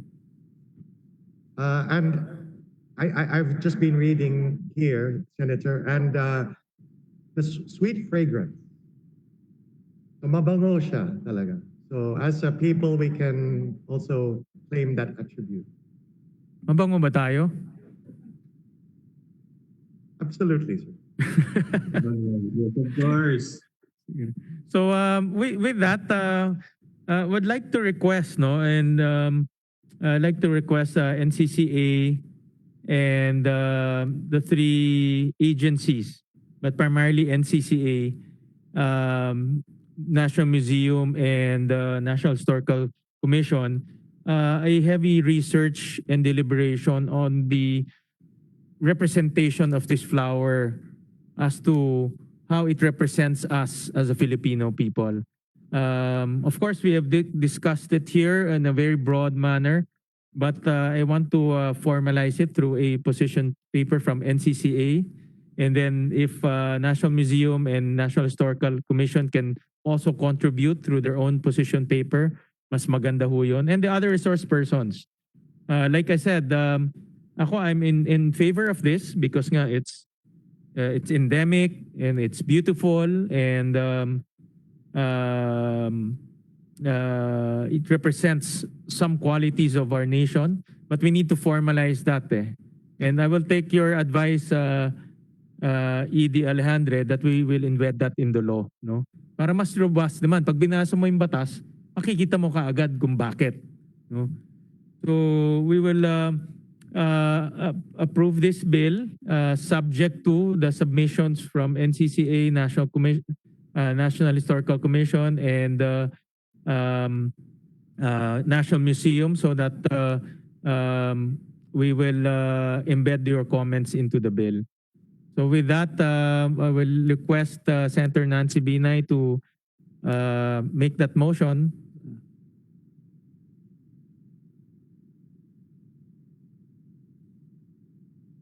Mr. Chair, I move that we approve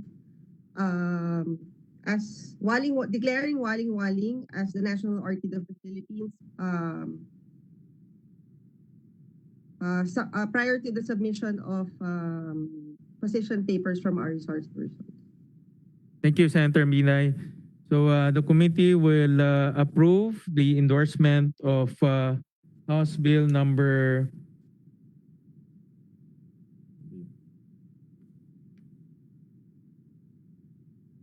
House Bill number 4952, an act declaring Waling-waling orchid as the national orchid of the Philippines, subject to the formal submission of the National Historical Commission, NCCA, and the National Museum that will have the contents on their position paper on why Waling-waling is a true symbol and representation of the Filipino people and our nation.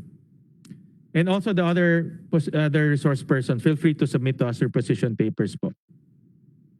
So with that, I thank everyone. Yes, Nancy, Senator Nancy.